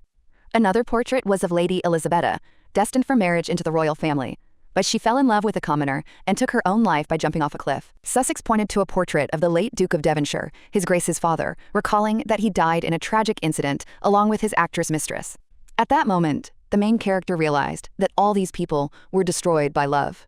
The man asked if she knew that His Grace's middle name was Maximilian, given in honor of his mistress, and therefore the Duke never spoke it, adding that it was difficult to imagine anyone naming a son after a mistress. The Baron said that if you look at the history of the house, this is not surprising, because in their blood there is a curse that leaves room in the heart for only one person. He pulled back the curtain and asked her if she could guess who was depicted, explaining that it was his lordship's late bride, to whom he had been engaged before she was born. Sussex admitted that he only wants happiness for the Duke and therefore shows her this portrait, believing that the relationship is not built on deception. The Baron expressed hope that she understood at least part of the truth. Later, the main character asked Melissa to bring her sleeping pills because sleep would not come. The maid was surprised and asked if it was again, noting that the lady had only been there for a week but took sleeping pills almost every day. The maid said that it was true and expressed the hope that the Duke would return soon, as the lady was not having an easy time of it. Melissa looked at Miss carefully, wondering if she was okay. In her dream, the girl felt a touch and, opening her eyes, saw his lordship, who asked if he had woken her and apologized. The main character decided that she would not allow herself to be fooled anymore, but she understood that some part of her still wanted to believe. Rowena realized that everything was clear now, and she understood why he had returned to her, because he was drawn to the shell of the woman he loved. She told him that during his absence, she had thought a lot about her feelings, and realized that those 5 years without him had been full of sadness. The girl admitted that she missed him a lot, hugged him, and felt how their fragile relationship became something else. Rowena openly admitted defeat, and Killian became surprisingly gentle. And every morning after a night together, fresh flowers, tied with a ribbon, were waiting for her. Every day, jewelers and tailors came to the estate, and Rowanna's beauty blossomed again, like in spring. At the ball, the ladies admiringly said that she was beautiful and looked the same as she did 5 years ago, and someone noticed that she had become even more beautiful. The maid asked the housemaid if she thought Miss Falone had changed a lot. Joanna replied that she and the Duke had clearly become close, and that she might soon become the Duchess of Devonshire. Melissa thought that Joanna didn't know the past, but she was still happy about their reconciliation, realizing that the past cannot be erased. Rowanna called Melissa, saying she had looked for her, and the maid asked what was wrong. The lady suggested going out onto the terrace to get some fresh air. The maid carefully asked her if she had had too much wine and if she was feeling dizzy. Rowanna assured her she was fine, saying it was cool and easier to breathe outside. Melissa promised to bring her coat, and the lady thanked her. Rowanna reminded her that the maid wanted to tell her something, and she asked again in surprise. The lady clarified that the Baron had interrupted them, and Melissa sighed, saying that she simply wanted to see her again, promising to return soon. At that moment, the Duke approached Rowanna and hugged her, and she joked that he was dressed like a vampire. He simply smiled and kissed her neck. Rowanna asked if he would let her go once he had drunk all of her red liquid, and he said no way, touching her shoulders again. The girl said she had a request and asked to hire a teacher for Damien, admitting that she lacked the knowledge to teach him. The gentleman agreed and said he would take care of it. The lady mentioned someone through a mutual friend and would like to recommend him. Killian asked who the man was, kissing her again, but the girl asked him to stop, as Melissa might return. He asked her how she knew him, and she replied that he was one of her favorite writers. When asked about his name, she replied that his name was Roderick de Fons. At the casino, a fair-haired man announced a royal straight flush and offered to play again. Another one noted that at this rate he would be left penniless and refused to continue. The winners said they would see each other next time and asked his lordship's opinion. Killian suggested playing, but first get rid of the cheating deck under the table. Hearing this, the man was surprised and offered to return the money. His lordship said he could keep them for himself, as it was all the same to him. The boy asked what was the matter then, noting that the Duke usually did not stay out late. Killian answered evasively, and the man, reading the newspaper, noticed the rise in stocks and understood his attitude towards money. The fair-haired man assumed that the gentleman was now in seventh heaven. A small company that had started in a southern port now controlled all of Esselwood's maritime traffic. It's no surprise that Killian chose this port, because beyond the waves, there was an underground network with important connections. The reorganization of this network under his leadership resembled a small war, which he covered up with visits to his wife's homeland. The climax came when Killian had his back against a large organization that was stubbornly refusing to give in. He promised to spare his life in exchange for a list of names, but the man, upon learning his name, insulted the memory of his mother. He continued, claiming that his birth was a benefit to his father, and mockingly asked if this was true. Confident of his safety after handing over the list, he was mistaken, because the Duke said that he was bored with it and plunged him into eternal sleep. Killian remarked that he would have to come up with a better insult in his next life, and the observer realized that this gentleman had never been afraid to get his hands dirty. Killian ordered to find out if a courtesan named Rowanna Falone existed. The man said that she had briefly appeared 8 years ago and asked if that was the name of his favorite. The guy asked if he needed a courtesan with that name, and the Duke replied that any information was important, promising 3 times the money. That evening, Killian returned home and noticed that the girl's room was too quiet, assuming that she was in another one. Finding her in his own room, he remembered that he had asked her to sleep with him. He kissed her, but she didn't wake up, and he decided to let her sleep peacefully. As he was about to leave, he heard her request not to leave her and assured her that everything would be fine now. He returned to the bed and promised that he would do everything to ensure that she never cried again. Meanwhile, the driver, having driven up to a luxurious mansion, asked the sir if he was sure of the address. The rider thanked him for the ride and, standing at the gate, thought that he had finally reached the house where this man was holding his precious niece. The assistant met him, introduced himself as Janoc, the Duke's secretary, and said that he was pleased to meet Roderick de Fons. The uncle replied that he was only a mediocre writer, although the gentleman already knew his name. Janoc noticed that the teacher had arrived in a cart, reminding him that a carriage had been sent for him. Roderick explained that he didn't like expensive carriages, finding them cramped. The assistant apologized and asked if this was all his luggage. The teacher confirmed, and Janoc led him to the room that would be his quarters. The secretary said that he would discuss the details with Miss Falone. The contract was for 6 months with a possible extension. He added that his free time was entirely his, but everything that happened in the house must remain a secret. Janoc asked if he understood that, and Roderick replied that he would not risk his life for gossip. The secretary said he was glad of their mutual understanding, and thanked him for agreeing to work. The teacher remarked that writers were people too, and just wanted to make money, after which he asked when he could see Miss Falone. Janoc reported that the bath was ready, and after a rest he would take him to the lady, then left. When he left, the secretary thought that he didn't like the teacher, but he would still report to the Duke that there was no reason for alarm. After a while, he introduced the teacher to Miss Valone, and the lady said that it was an honor for her to see him in person. Roderick replied that he was also glad to meet her and had heard about her love for his books. The lady said that she had read all of his works and believed that only masterpieces had come from his pen. Janoc, hearing this, went off on business, and when he was alone, Roderick asked if she was the Duke's favorite. He added that he had heard a lot of rumors on the way and wanted to know what had happened to her. Rowana promised to tell everything and told her uncle about her friend's betrayal, the Duke's favor, exile, and return after Damien's birth. The uncle was shocked to learn about the child and said that he would teach her son, admitting that his heart was aching from everything she had experienced. The girl assured him that everything was fine now, but he replied that he doubted whether Damien would be happy in this house. The main character explains that this is precisely why she needs his help, although she understands that it will not be easy to come to an agreement because the Duke is far from an ordinary aristocrat. Jeremy suggests that she wait a bit, then asks if she said that the island where he left her was a resort in the south, and after a pause, remarks that perhaps there is a way out after all. A few days later, the Duke asks the lady how she likes her new tutor, adding that Janoc called him a bit eccentric. Rowana agrees, saying he has a few quirks, but he's an excellent teacher, and both she and Damien like him. The Duke is pleased to hear this and asks what she's been up to today. She explains that she was in the salon with Countess Selina, who is preparing a charity event and has asked for her help. Even as a favorite, Rowena often received invitations from the nobility, but usually it was only for the sake of publicizing events or attempts to get closer to the Duke. Therefore, the request for help in organizing such an important matter was something new for her, and clearly demonstrated that her position in society had risen to the level of a duchess. The main character admits that she was very impressed by the recent banquet and that in the near future she will be busy with preparations because she needs to deal with invitations, musicians, and a chef. Killian reminds her he asked the question, kisses her neck, and asks what else needs to be done. She replies that they need to think about the arrangement of vases and the positioning of the waiters. The gentleman notices that she is trying and adds that the butler is also pleased and considers it possible to entrust her with the keys to the wine cellar. Hearing this, the girl is amazed, realizing that the keys to the cellar symbolize complete trust in the management of the estate, and the dream of 5 years ago is finally becoming a reality. But she realizes that reality always gives way to dreams, and says that she is not ready yet, because she still has a lot to learn, asking if he understands her. Killian wonders if she's playing with him, and says he's willing to play along as long as things go her way, because he doesn't care what's on her mind, even if she secretly hates him and wants to put him to sleep forever. Rowena asks him not to say that, and explains that she just needs time to think about everything. She thinks about how he knows about his past cruelty, but he understands that she does not love him, no matter how much she claims to the contrary, and she wonders if he hopes to start over. The lady turns to the Duke with a request and remembers her uncle's words to listen carefully, because she has a way to escape. The teacher said that he was ready to do anything to get her and Damien out, and suggested asking the Duke to take her to the island on the appointed day. Rowena tells the master that she wants to visit that island again next summer, remembering the place where he left her and married another. The maid asks the young gentleman what he's doing and what he's reading. The boy replies that he liked Mr. Defens's book. The maid is surprised, noticing that the book resembles a manuscript. The boy explains that it hasn't been published yet and adds that the hero shares his name. Melissa asks what the book is about.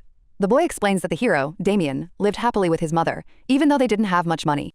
Then an evil dragon appeared and took his mother away, and brave Damien and his friends went to a good sorcerer for advice. The teacher enters the room, says he is curious about what the conversation is about, and explains that the manuscript has not yet been sent to the publisher, since it is not yet for everyone. Seeing the teacher, the child runs up and hugs him. Roderick wishes him good morning, asks him to return the manuscript, and asks the maid why she came. The maid replies that she wanted to check on the boy. Roderick reminds her that she's the Mrs. Servant and asks if she's allowed to wander around the house freely. The girl is surprised, apologizes, and he asks her to be more careful in the future and lets her go. Damien asks why he's doing this to her, since Melissa is a good person. Roderick expresses a bad feeling and reminds her to call him uncle in private. The child reasons that since he's his mother's uncle, that makes him his grandfather. The man smiles, suggests calling him uncle after all, and explains that his mother is going to the capital today and he'll visit her in 2 days. The uncle asks the boy if he remembers his words. He replies that he should pretend he doesn't see or hear anything. The teacher says that adults' affairs are more complicated than they seem and reminds that the child is not to blame for anything. Roderick asks if he finished yesterday's task, realizing that there was a lot of it. The boy says it's too early for the lesson and asks if he can finish it. The man smiles suspiciously and asks to see what he's done. The maid finishes her mistress's hair, praises her beauty, and advises her to put on a shawl since they will arrive in the capital closer tonight. The lady agrees and asks Melissa if everything is okay, noticing her dejection. She explains that her teacher scolded her this morning. The lady smiles, confirms, and remarks that he can be strict, after which she asks for a shawl. The maid promises to bring it immediately and quickly leaves. Joanna whispers to the lady that she has noticed something strange in Melissa's behavior, as she often runs to meetings with his lordship's secretary. Rowana asks if she's sure. Joanna replies that their rooms are next to each other, and that Melissa goes out almost every night. At first, she thought she was just out for a walk, but her regular nighttime departures seemed suspicious to her, and she decided to follow her. The lady asks what she's learned. Joanna says she saw Melissa meet with Mr. Janok in the servants' dining room. The mistress is surprised and wonders why they need to hide. The maid explains that servants are forbidden from having romantic relationships. Joanna adds that Janok is subordinate to the Duke, and there is a whole gulf between him and Melissa, but their feelings are stronger than status. Rowana hears footsteps, notices Melissa running quickly, and invites her in. The gentleman enters and smiles, expressing his disappointment that he wasn't recognized by his footsteps. The main character asks him in surprise why he came, reminding him that there's still time before he leaves. He comes closer, wondering why she's pulling away. The lady says she's a little embarrassed, and he asks what she's hiding. At that moment, the maid quickly leaves. Killian touches her face and notices that she has been clearly worried about something lately. Rovana says she wants to ask him a question. He listens attentively. She asks if he's considered her request, admitting that the island holds painful memories for her, ones she wants to replace with new ones.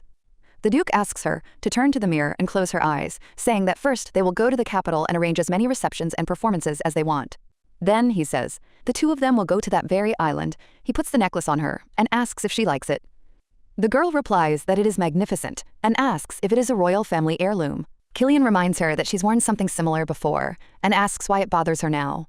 She thinks about her former naivety and ignorance of the rules of the world. Rowana didn't realize that people would judge her for wearing such expensive jewelry and that her situation was shameful. She says that if the jewelry is family heirloom, she shouldn't wear it. The gentleman replies that his principles haven't changed and reminds her of proper behavior. The Duke tells you not to doubt, not to ask unnecessary questions, to accept his care, to wear the clothes he chooses, and to do what he suggests. The main character agrees, and at that moment the maid says that it is Melissa and asks if she can come in. Rowana gives her permission, and the Duke kisses her on the lips. Seeing this, the maid says she'll wait outside. A few minutes later, when the Duke leaves, Melissa asks about Joanna. Miss replies that she left when he arrived. The maid apologizes for the delay with the shawl. The lady says everything is fine and asks for help putting it on. Melissa asks how long they're going to the capital for. The lady replies that they'll be there for the entire spring, and then in the summer they'll go to the island, reminding Melissa that she's been there before. The maid wonders if she's sure. The mistress answers affirmatively, believing the past should be left behind. Melissa turns to his lordship and says that she has something to tell him, admitting that everything was a lie, and Rowana was faithful to him. Hearing this, the Duke asks who ordered the lie. She names Baron Sussex. The gentleman understands that his premonition was not wrong, and tells her to behave as if nothing had happened. He orders her to treat Miss as before, to report everything and never lie to him again. A paperboy shouts the latest news, announcing that Duke Killian Devonshire is returning to the capital with his mistress. Previously, the Duke used the wedding and honeymoon as an excuse to stay away from the capital.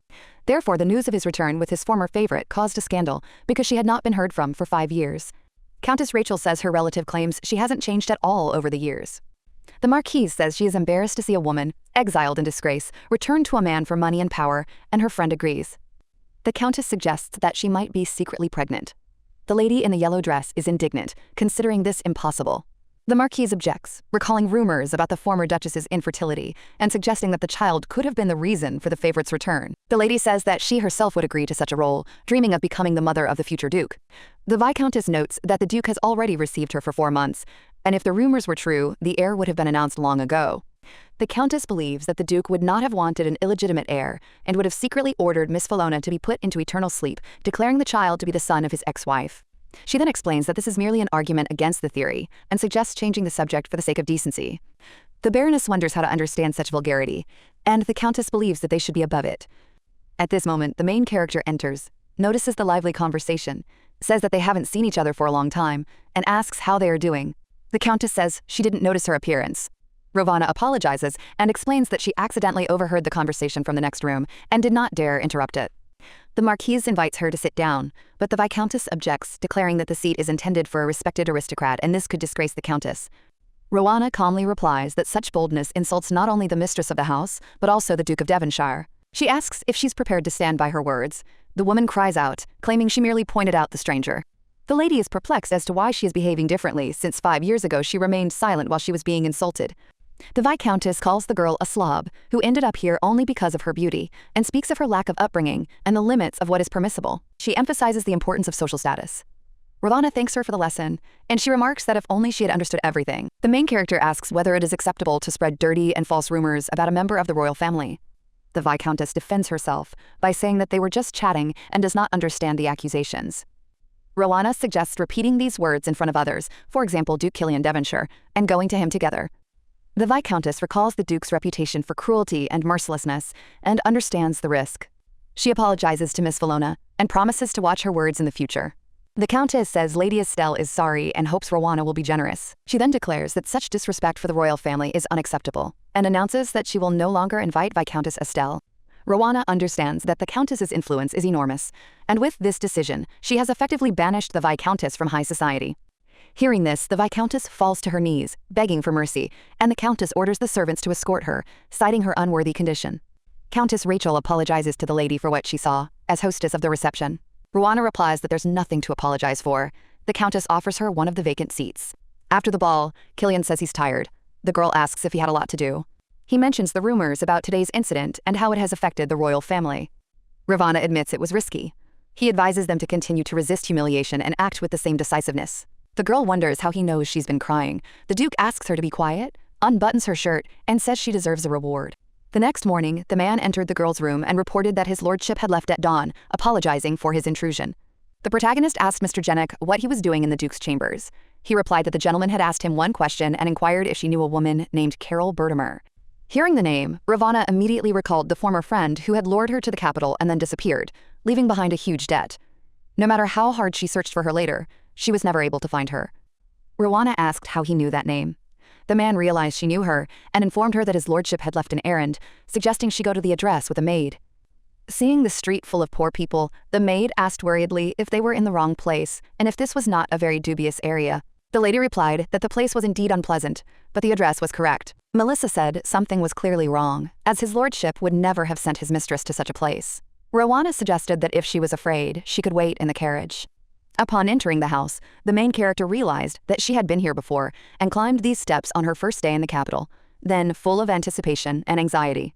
The address was linked to the name of the traitorous friend, and Rowana realized it was no coincidence, wondering what Killian was up to. Opening the door, she saw a tied-up girl begging for mercy. Carol asked if Rowana recognized her and begged for help. The Duke said he'd been waiting for her and reminded her of his promise and the reward. Killian revealed that Carol was hiding under the name Rowena and working as a courtesan, adding that she did not tolerate debt and always paid her bills. He placed the pistol in the lady's hands and told her it was time to decide. The girl held the weapon, but did nothing. The Duke asked if she held a grudge, as he would have been seething with anger in his place, and suggested asking someone else if she couldn't pull the trigger. He added that if she felt that Carol didn't deserve a quick and easy plunge into eternal sleep, she could leave her alive and take revenge as much as she wanted. Rowana said she refused and admitted that she would be lying if she said she hated her. But she promised that if she saw Carol again, she would hit her. Hearing this, the ex-girlfriend burst into tears. The main character said she didn't want such revenge, considering it wrong. The Duke asked if this was right. Rowana replied that she understood Carol's betrayal, but she would not stoop to her level, recognizing that she did not want to live like the Duke. The gentleman looked at her in surprise and said that she had the right to do things her own way. Rowana came closer. Carol was scared, but the lady untied her hands and tried to calm her down. Carol apologized, and Rowana said she was safe now, after which she passed out. The Duke picked up Rowana and noticed that she was probably overexcited. Carol begged him not to put her into eternal sleep. Killian said that the lady had spared her, and he respected that choice, but added that Carol would still have to pay, because he was not like Rowana. Having returned the girl home, the Duke thought about Baron Benedict Sussex, who had once been his faithful servant and the first to extend a helping hand after he became an orphan. He realized that he had no idea how this man had been dreaming of grabbing the throat of the one dearest to him all this time, and he held back, realizing that haste would lead to disaster. Killian reflected on how Rowana had given up revenge when the traitor stood before her, the weapon in her hand, choosing forgiveness. He looked at the girl and said that if she was able to forgive, then not all was lost for him either. The maid entered and, seeing his lordship, apologized. The Duke asked if there was a child in the house and where it was now. Joanna remembered the rumors that the master did not like Damien very much and replied that the boy fell asleep in the carriage and the nanny carried him to the room.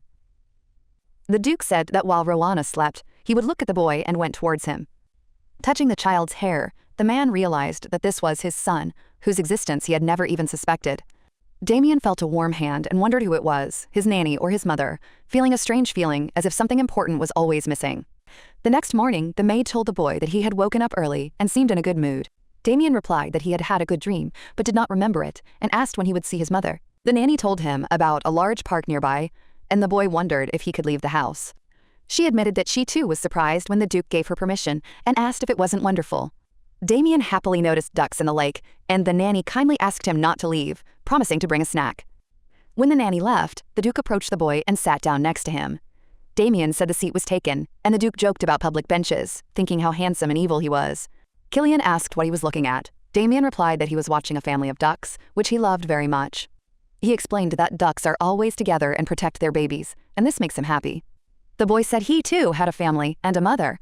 The Duke cautiously asked about his father. Damien said that his father was far away and could not come, but he was sure that if they met, his father would love him. He added that even from a distance, his father would immediately recognize him as his son. The Duke agreed, saying that it would be so. Suddenly, the servant ordered the master to leave immediately, saying that a wolf had escaped from the zoo and was wandering around the park. Killian became alarmed because the child was nearby. Damien offered to look at the wolf, but the Duke grabbed it in his arms. The wolf attacked, but the guards quickly put the beast into eternal sleep. The nanny panicked and asked if the boy was hurt. He replied that everything was fine and began looking for the man, wondering where he had disappeared to. The nanny said that things could have ended worse and suggested that they go back.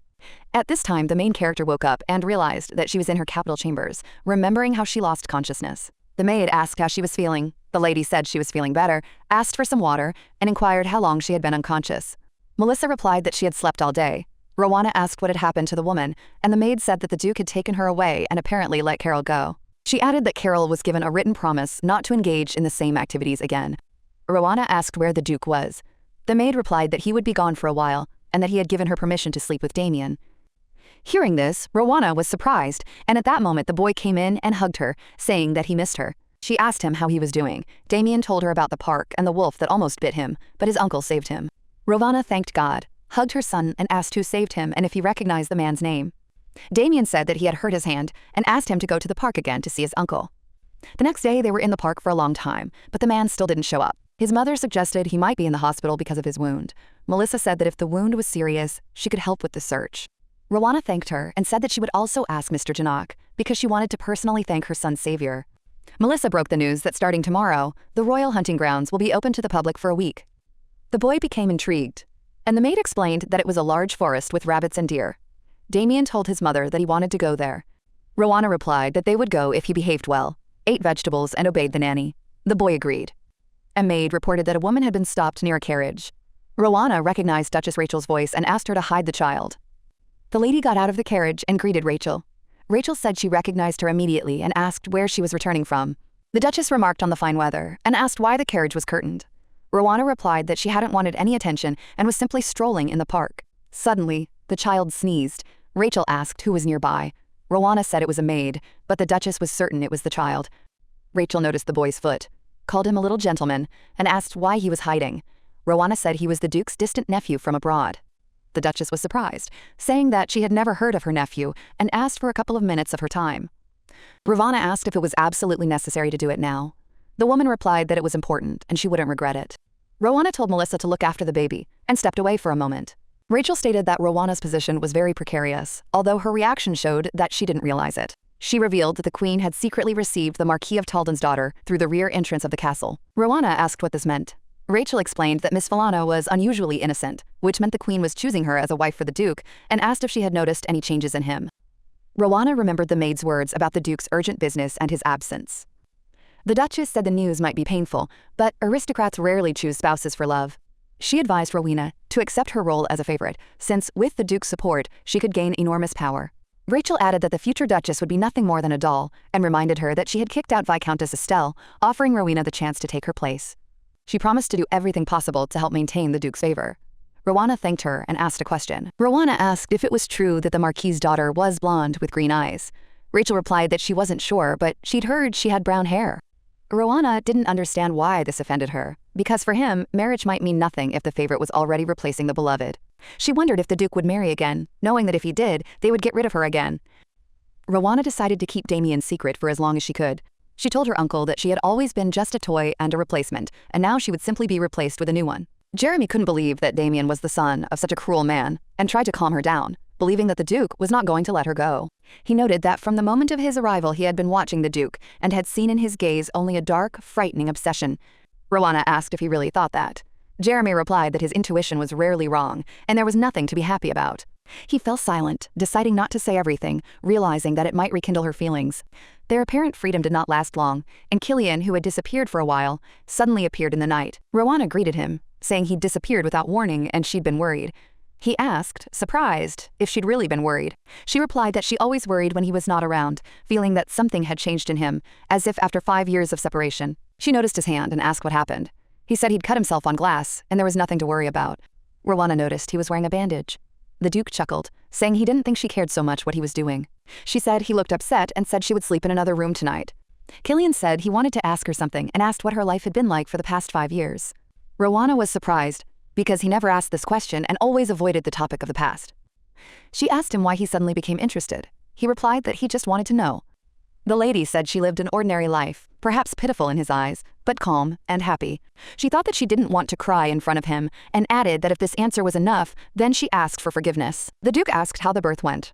Rowana was surprised by the question and said she nearly died, working until the very end and giving birth on a cold night in an old house after a hard day. Rowana says that's all. No more, no less, and asks if he enjoyed hearing stories about how worthless her life was.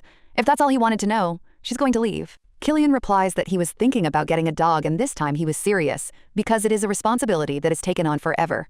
The gentleman announces that fox hunting season is starting soon, and a docile hound would be a welcome addition. So tomorrow they'll go to the breeder to see the puppies, and the child will go with them. Hearing this, the main character is surprised and says he won't enjoy being around a child. He asks why she thinks so, and the lady replies that it's always been that way. The Duke suggests leaving Damien with the nanny away from him so that he won't see her, and asks if she is happy with this decision. Rowana asks why he wants to take his son with him, and he replies that children understand animals better than adults. The seller says this is the most popular breed, points to a small puppy, and adds that he has an excellent pedigree and is well trained. He's brave and capable of taking on an animal 10 times his size. The gentleman remarks that fighting someone 10 times his size is more foolish than brave, and asks if that doesn't seem strange. At this point, the man thinks that he is carefully prepared for the Duke of Devonshire's visit, but he realizes that pleasing him is much more difficult than he expected. The salesman looks at the lady next to the gentleman and guesses that this is the same Rowena Filone, deciding that she does not need a hunting dog, but a pet for her favorite. The man says they have another adorable puppy and asks what he thinks, as the little one is so cute. The lady looks at the puppy with delight. At that moment, the dog runs up to the young gentleman and starts playing with him. The seller apologizes and asks if everything is okay with the young gentleman. Damien replies that everything is fine, the puppy just liked him. The man explains that the dog has no pedigree and is a bit stupid, so no one will take him, and that today they were going to put him into eternal sleep. The boy, surprised, asks what this means, but the Duke interrupts and says they will take the puppy. He then orders Janak to pay. The gentleman says that they need to go somewhere else, and the boy happily takes the puppy in his arms. Rowana asks Killian where they are going, and he wonders why it took her so long to get ready, takes her hand and suggests that they go faster. At this moment, the protagonist thinks that, from their first public meeting, he's always kept his distance from her. He regularly took her out, but a favorite remains just that, a favorite. The lady understands that, unlike a wife with an oath before God, a favorite will never be able to lift her head. She's afraid because she doesn't like it, but the warmth of his hand and the sudden change in him compel her to give him another chance. Rowana asks him to let her go because people are watching. He replies that she's being too shy today and reminds her that they've done worse. The girl says that's not the issue. He says they've already arrived, and upon seeing the building, the main character is surprised. It's the best tailor shop in the capital. The worker offers to take the lady's measurements, while the Duke shows her the dress he liked. When the lady puts on the dress, the girls enthusiastically say she looks stunning. Rowana turns to his lordship and says the dress is too beautiful for her and doesn't suit her. Killian touches her hair and says he thinks it suits her very well. Afterwards, they stop at a jewelry store for accessories, and the main character is completely exhausted. Sitting in the carriage, the girl asks what it was all about. The gentleman clarifies, and she says he took her hand in public and bought her an expensive dress, wondering what the point of this ostentatious affection was. The Duke replies that he simply wanted to, and asks if there needs to be a special occasion. She says she's worried it might cause him problems, especially considering he's getting married again soon.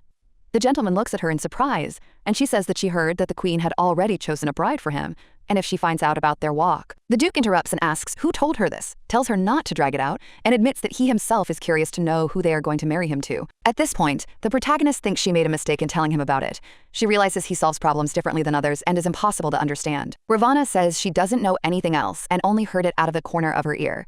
He replies that from the beginning of the conversation, it's clear she doesn't really know anything either, but she's still waiting for him to marry again. Killian comes closer and asks her to speak honestly, asking if she wants him to marry another woman and have a child with her. The lady doesn't understand why he's asking such an obvious question. She sincerely wants to be free of him, but she doesn't want to see another woman near the Duke. The main character believes he used her as a substitute for his fiancée, who had gone into eternal sleep and ruined her life. Therefore, she doesn't want him to fall in love with another woman and be happy with her. Rowana says she's not from a noble family, and her past is far from perfect. She never entertained the idea of becoming a duchess, and understands that their relationship must end. At that moment, the Duke kisses the lady, and she realizes their affair will end in disaster.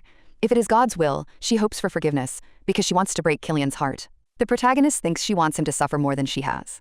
To completely fool him, she needs to mix love and hate, but sweet words alone won't be enough. The girl decides that she must be so sincere that even she herself does not understand whether she is pretending or not. Rowana asks the master to take her with him on the upcoming hunt, and to treat her the same way he did today, in front of his future bride. Countess Rachel says that fox hunting season is approaching, and the Duke of Devonshire is going to participate, asking if this is true. The lady replies that she will go with him too.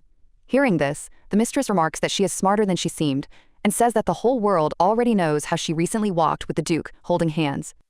The Countess says that it doesn't matter whether it was on purpose, because what's more important is that the Duke's affection for her is obvious.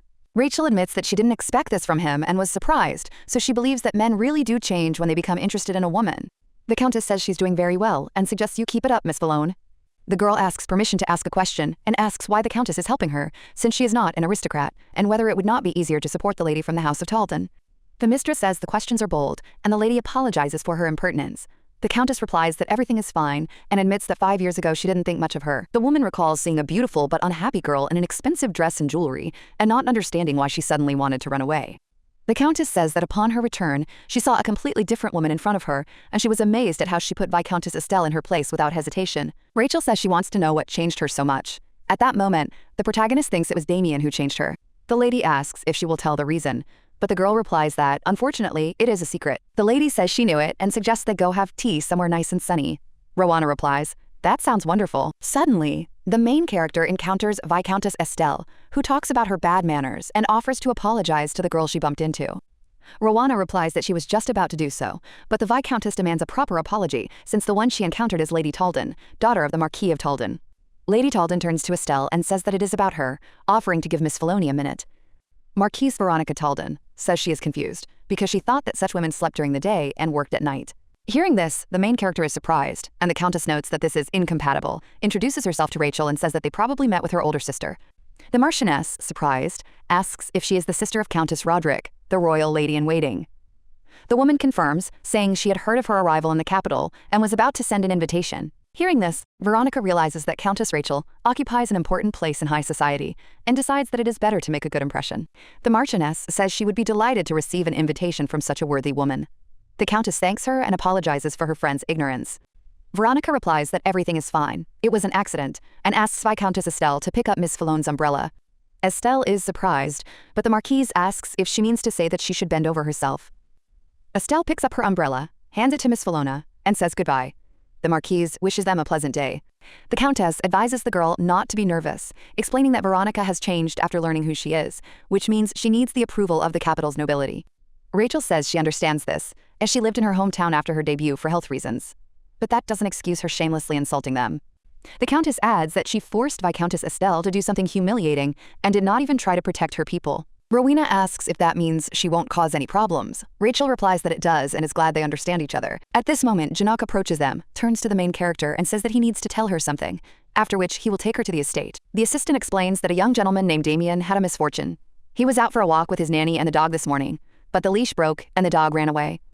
Damien ran after him, and the dog led him to a rough neighborhood where they encountered a homeless man. The main character, horrified, asks what he's talking about and what's wrong with Damien. The man replies that, fortunately, he got off with just a scratch, and the homeless man was arrested. Hearing this, the lady says that things could have been much worse, and adds that he should have protected the boy, since it was he who forced them to live here. Rowana sighs, apologizes, and says she knows he's not to blame. Janok replies that, on the contrary, he considers himself entirely guilty and apologizes. The woman asks where her son is now. The man replies that he is already asleep and that she will be able to see him in the morning. At this time, the boy is lying in bed. Opening his eyes, he sees a young gentleman. He says it's really him, the man from the park, and asks if this is a dream. Killian replies that he doesn't know and asks what he thinks. The child says he thinks he's dreaming, otherwise how could he be here? The Duke touches his hair and suggests he go back to sleep. Damien says he woke him up and that he doesn't want to sleep anymore. Killian asks why. and the boy replies that he is afraid that he will disappear again, and then asks if he has children. The gentleman is surprised by this question, and the child says that he was simply curious. The Duke says he has a son about his age. Damien notes that he speaks as if he doesn't know him well, and the man agrees. Killian says he doesn't like children because they're loud, unruly, and annoying. The boy is surprised, finding this odd for an adult. The young gentleman thinks that this uncle is the same frightened child, just wearing the mask of an adult, and he asks if he is a ghost. The Duke is surprised, and the boy explains that the teacher told him about ghosts who do not realize that they have fallen into eternal sleep and remain in the world because of unfinished business. Damien suggests that he too might have slipped into eternal sleep but stayed to find his son. He offers to be friends and promises to help, having saved him. The boy says that if he doesn't like children, then he doesn't like himself either. The Duke counters, explaining that he didn't say that about him. The man says he allows him to be his friend. At this point, Damien feels like this man resembled someone from their first meeting, and now he realizes himself. Damien looks at her in surprise and asks if it's him, but then changes his mind and says it's nothing. He then adds that he hasn't authorized anything yet, because friends should be equal. The Duke agrees and asks her to promise not to tell anyone about him, not even her mother, because he's a ghost. He reminds her that if anyone finds out about him, he might disappear. The young gentleman agrees and promises to remain silent. The man suggests going to bed because it's already late. Damien reminds him that he was awakened and wide awake. He asks to talk a little longer, but the gentleman says it's time for bed. The boy wonders how he knows his name. The child thinks he thought this man was his father because of the resemblance. But if he really is a ghost who will disappear after finding his son, he will be deeply hurt, so he decides to keep his thoughts to himself. The boy thinks that he wants to stay with him a little longer and falls asleep. Janak asks his lordship how the young master is. He replies that he just fell asleep and asks what he told Rowena. The secretary says he told about the homeless man's attack, which is essentially true, but he didn't mention that the man himself tried to put himself into eternal sleep with a pill. The Duke believes it wasn't just a homeless person. The poison was the same one used to put Anna Eden, the woman who stole Miss Falone's ring, into eternal sleep. Killian asks about the incident at the zoo. The man replies that things are suspicious there too, since the wolf's cage had recently been repaired and the locks were intact, meaning someone must have let him out on purpose. The Duke asks if he thinks this is the work of one person. Janak says he's not sure, but doubts it's the queen, as she has no reason to stage such a thing on her own territory. The gentleman suggests it could be his ex-wife. The assistant replies that after the divorce, almost everyone turned their backs on her. She takes a lot of medication and can't afford it. Killian says there's only one remaining figure. Janak confirms that his lordship knows the answer himself, Baron Benedict Sussex. The man says that he cannot understand this because the Baron was his first assistant, and he does not know why he is doing this. The gentleman recalls that 5 years ago his devotion was excessive, and he believed that he was simply being manipulated by some woman. The Duke thinks that he is afraid of retribution for past actions and believes that he was betrayed by the return of Rowena. Then he says that it doesn't matter anymore because he has crossed the line and will pay dearly for trying to attack him. Time passed and May arrived, fox hunting season. After the incident with Damien, Rowena tried to avoid going out, but she couldn't miss such an event. The maid, seeing her mistress off, assures her that she and the nanny will take good care of the young master. The lady thanks her, asks her to write immediately if anything happens, and leaves. The Duke notices that she looks upset and asks if she's really that worried about the child. The protagonist is surprised and decides to be more careful with her words. The girl replies that this is not the case and asks if Lady Veronica will come to the event. Killian grins and says he didn't expect such childish jealousy. The woman replies that she's not jealous, but that doesn't mean she has to like her. The gentleman touches her cheek, and she realizes he was teasing her. He apologizes, says he lost his temper, and assures her that she shouldn't think about that lady since other women don't interest him. The girl realizes that she is still holding on to the past and thinks about how these words would have sounded if he had said them 5 years ago when he broke her heart. The protagonist thinks that if he had admitted his mistake back then and wanted to be only with her, everything would have been different. She asks if it's too late now, since the past can't be changed. Killian replies that he now understands what she was thinking and agrees that the past cannot be brought back. All that remains is to try to hide it beautifully. The lady says she values honesty, and the man reminds her that she can be as bold as she wants. Rovana asks if she could be like the favorites in romantic novels. He replies that then he would become a fool, madly in love, because in such stories, good always triumphs. The lady says that the hero is first carried away by the favorite, but then returns to the good princess, and the foolish favorite pays with her life. The girl asks if the same fate awaits her. Will he cry for her and remember the poor favorite, or will he simply live happily with the princess? Killian asks if that's what she wants. She replies that he asked for honesty, and she's just a favorite and doesn't want him to be happy with another woman after she's gone. The gentleman says that since the question is honest, the answer will also be honest. Those who have gone into eternal sleep cannot be brought back, and he does not hold on to the past. Rovana says that she did not expect any other answer, and asks what his bride, who has gone into eternal sleep, means to him then. With the Duke of Devonshire attending a social event for the first time in 5 years, this year's fox hunt was staged with royal fanfare. The men were enjoying themselves with the hunt, while the women treated it as a normal social gathering, chatting and waiting for it to end. The lady tells Miss Falone that she looks especially beautiful today. The main character replies that she's flattered. The Marchioness notices an expensive necklace, and Rowana says it's a gift from the Duke. The woman comments on its beauty and adds that His Grace clearly appreciates it. The Countess says it's a shame Her Majesty is absent. The girl agrees, as the reception was magnificent. The Marquise remarks that she heard that the king leaves the palace only for official events. Veronica approaches them, expresses interest in their conversation, and asks if she can join in. She then says she's long wanted to speak with Lady Falone. Ravana asks what about. The Marquise replies that she failed to apologize properly and used disrespectful words. The Countess thinks that's putting it mildly. Veronica says she's thought a lot about that day, acknowledged her mistake, and asked for forgiveness. The main character is surprised by this turn of events, not understanding the reason. The woman asks if she really is asking for forgiveness for that incident. The lady senses a catch, but without anger she replies that Veronica herself was to blame, and she even feels awkward accepting an apology for a trifle. The Marquise realizes that the trick has not worked, says that the lady is as kind as she is beautiful, and leaves. The woman notes that the situation couldn't have been handled better, and it turned out elegantly. This pleases the girl. Countess Rachel says that's enough for today and asks Miss Falone to stay and talk. She praises the girl and says that she doesn't know why Veronica suddenly became so soft, but advises her not to give a reason to underestimate herself. Rowana answers that she understands and asks not to worry. The woman asks if the Duke said anything about it, and is told he didn't. The Countess notices his uncertainty and asks why, because she is sure that he loves her. The main character says that she is tired after the journey and wants to rest, asking permission to leave. The Countess suggests meeting in the evening. As the girl leaves, Rachel thinks that every conversation with her leaves a strange feeling, as if one day she will disappear. The Duke of Devonshire approaches the Countess. She is surprised by his appearance and says Miss Falone has just left. He replies that he knows and wants to ask her for something. Melissa asks the lady what hairstyle to do tomorrow for the evening reception, because it is the last day. Rowana says there's no need to complicate things, it's a common practice. The maid replies that the queen is chosen on the final night. The lady is surprised, and Melissa explains that new traditions have long been established in the capital, and women have nothing to do while hunting. That's why, a few years ago, they came up with the idea of choosing a reception queen, and the winner rules the ball until the morning. The protagonist asks what this means. The maid explains that the queen can do whatever she wants and even choose the man for the final dance. Rowana understands why Lady Veronica behaved the way she did and tells how she unexpectedly came to apologize. Melissa suggests that Veronica is simply trying to drum up votes. The lady agrees. Everything is clear to her now. The maid says that there is no point in laughing and asks what if she is really chosen as queen and she does something bad. The lady replies that everything will happen in front of people and asks what the worst that can happen is. Melissa says that the queen can choose the Duke as a dance partner, noting that the lady is not at all jealous. The main character thinks that it's not a lack of jealousy, but that she knows that all this will lead to nothing. Rovana says she will change herself, dismisses the maid and begins to button her dress, but doesn't reach it. A gentleman enters the room. The girl asks how the hunt went. He replies that it was good, and she asks if he'll order any more fox skins. Killian says he wanted to, but the forester said there are no silver foxes here anymore. She says that's a shame.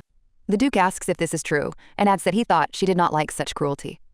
The girl wonders if he knew this, continuing to give her furs. The man says her anger was charming, while the lady calls it cruel.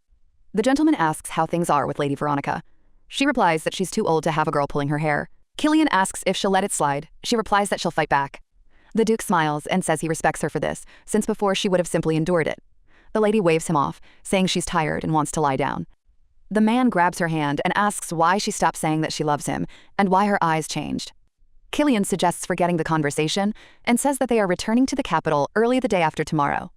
The main character is surprised and reminds him of the ball tomorrow. He replies that he thought she would be happy to see her son soon. The lady doesn't understand why he started talking about Damien, and wonders if he will change after learning that he is his own son. Rowana thinks this idea is stupid and says that she is waiting for the queen's election. She suggests enjoying time together, hugs and kisses him, thinking that he will never change. Countess Rachel tells Miss Falona that she looks as beautiful as ever today. She thanks her and returns the favor.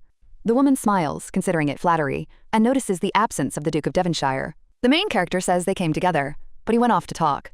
The Countess jokes that anyone could steal a partner like that. The girl asks when the elections will begin. Rachel explains after the banquet and asks if she knows about the bonus points. Rowana is surprised, and the Countess explains that the partner with the most foxes caught gives 3 votes, and the Queen's vote gives 11.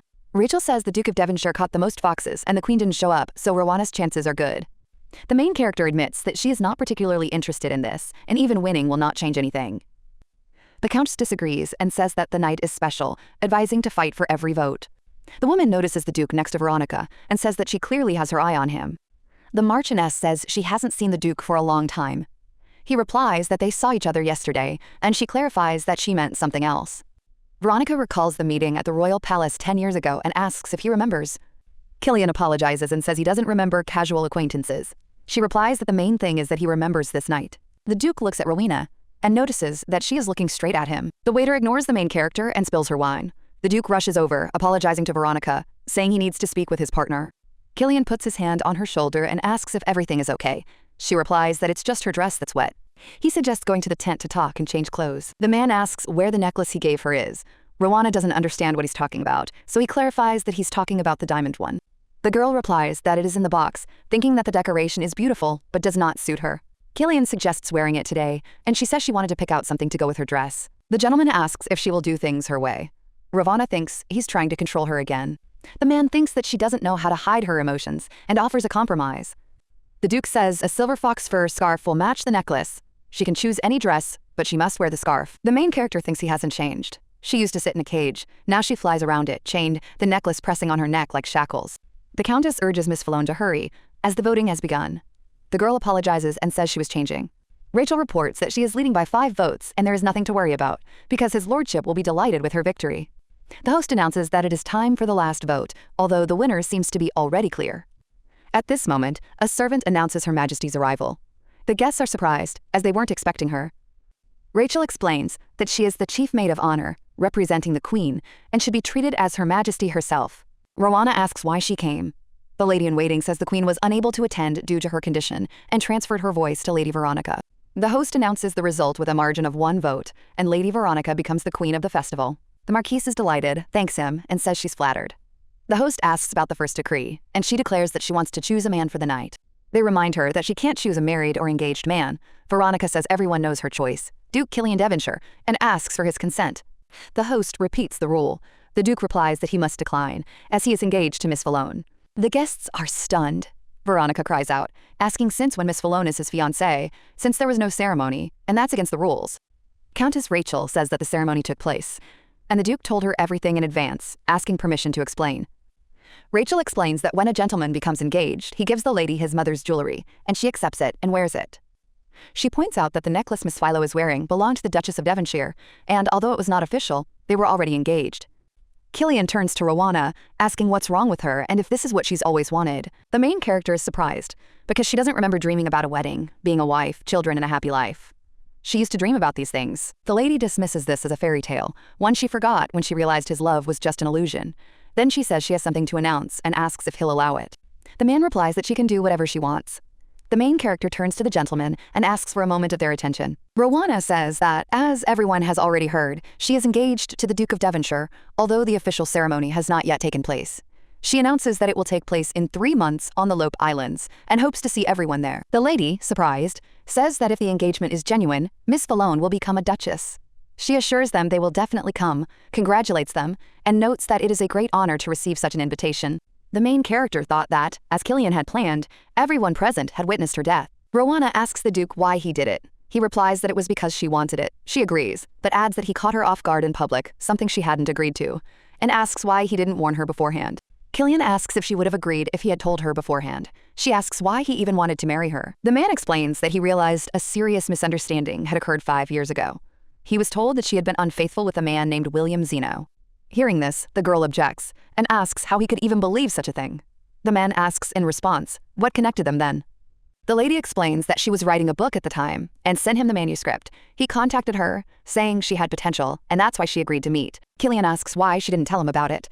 Lady replies that she knew he wouldn't approve because he was a tyrant back then, and the incident with Gertrude was the first warning sign. The Duke says he initially thought she was behind it all. But during interrogation, Gertrude insisted to the end that it was her plan, and after she left the mansion, she was put into eternal sleep, making it look like a suicide. The gentleman says Gertrude was put into an eternal sleep, shows her the ring, and asks if she remembers it. He adds that the woman who stole it suffered the same fate, and the assassin was probably trying to contact her. The main character thought that the assassin was the man who, 5 years ago, took advantage of her naivety to falsely accuse her, and even went so far as to plunge others into eternal sleep, just to distance her from the Duke. Killian reports that it was Baron Benedict Sussex. He believes he didn't want her around because he's the type to eliminate any threat, even a hypothetical one. The lady, surprised, says she can't believe it was the Baron.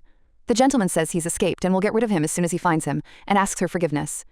At that moment, the girl thought that even though the Baron had accused her, it didn't change anything, because it was he who believed these words and threw her away like an unnecessary thing.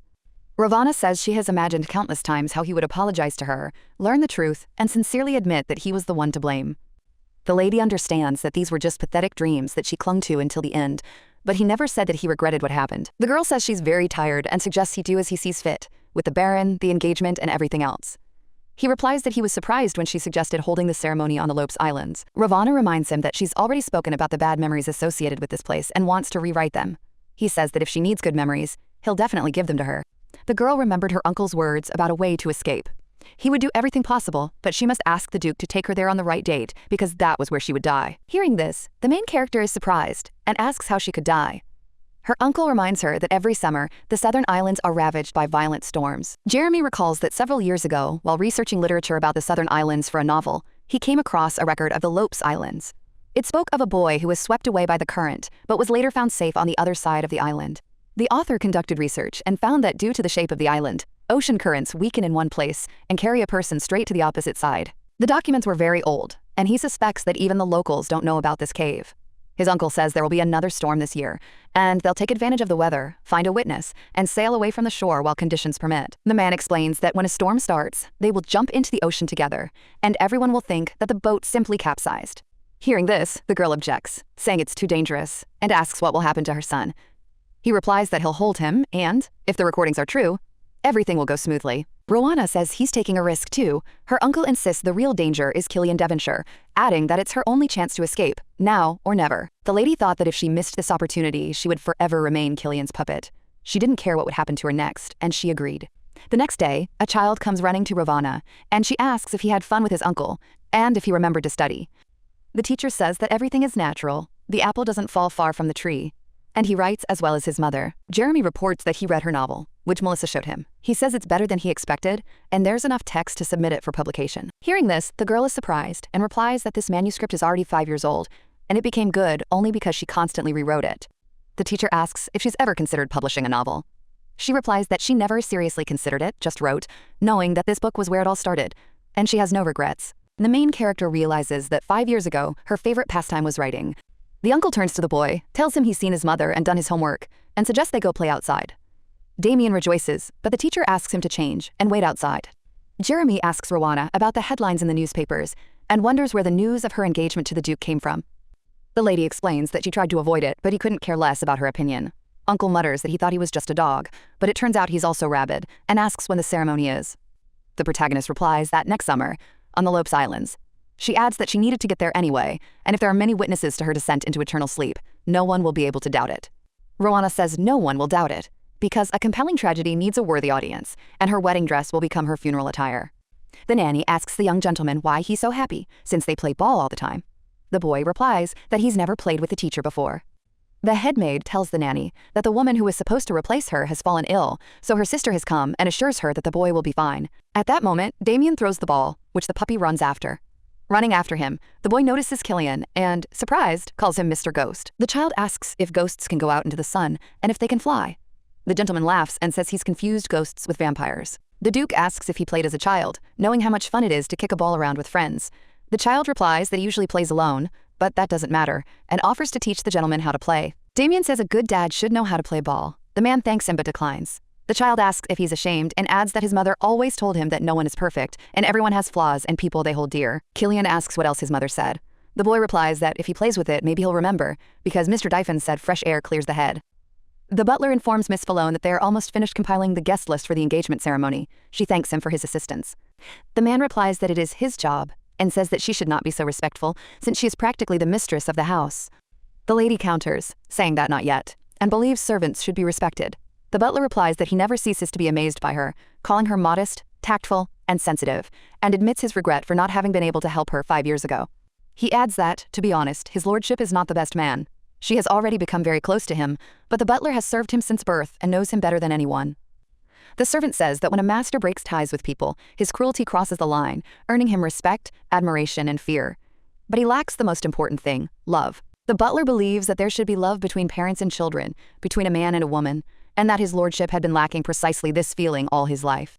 The Duke's father died in an accident, and soon after his mother returned to her homeland and never returned. Rowana says she's never heard of this. The man replies that, even without parents, the Duke managed to cope, although many wanted to seize the young heir's wealth.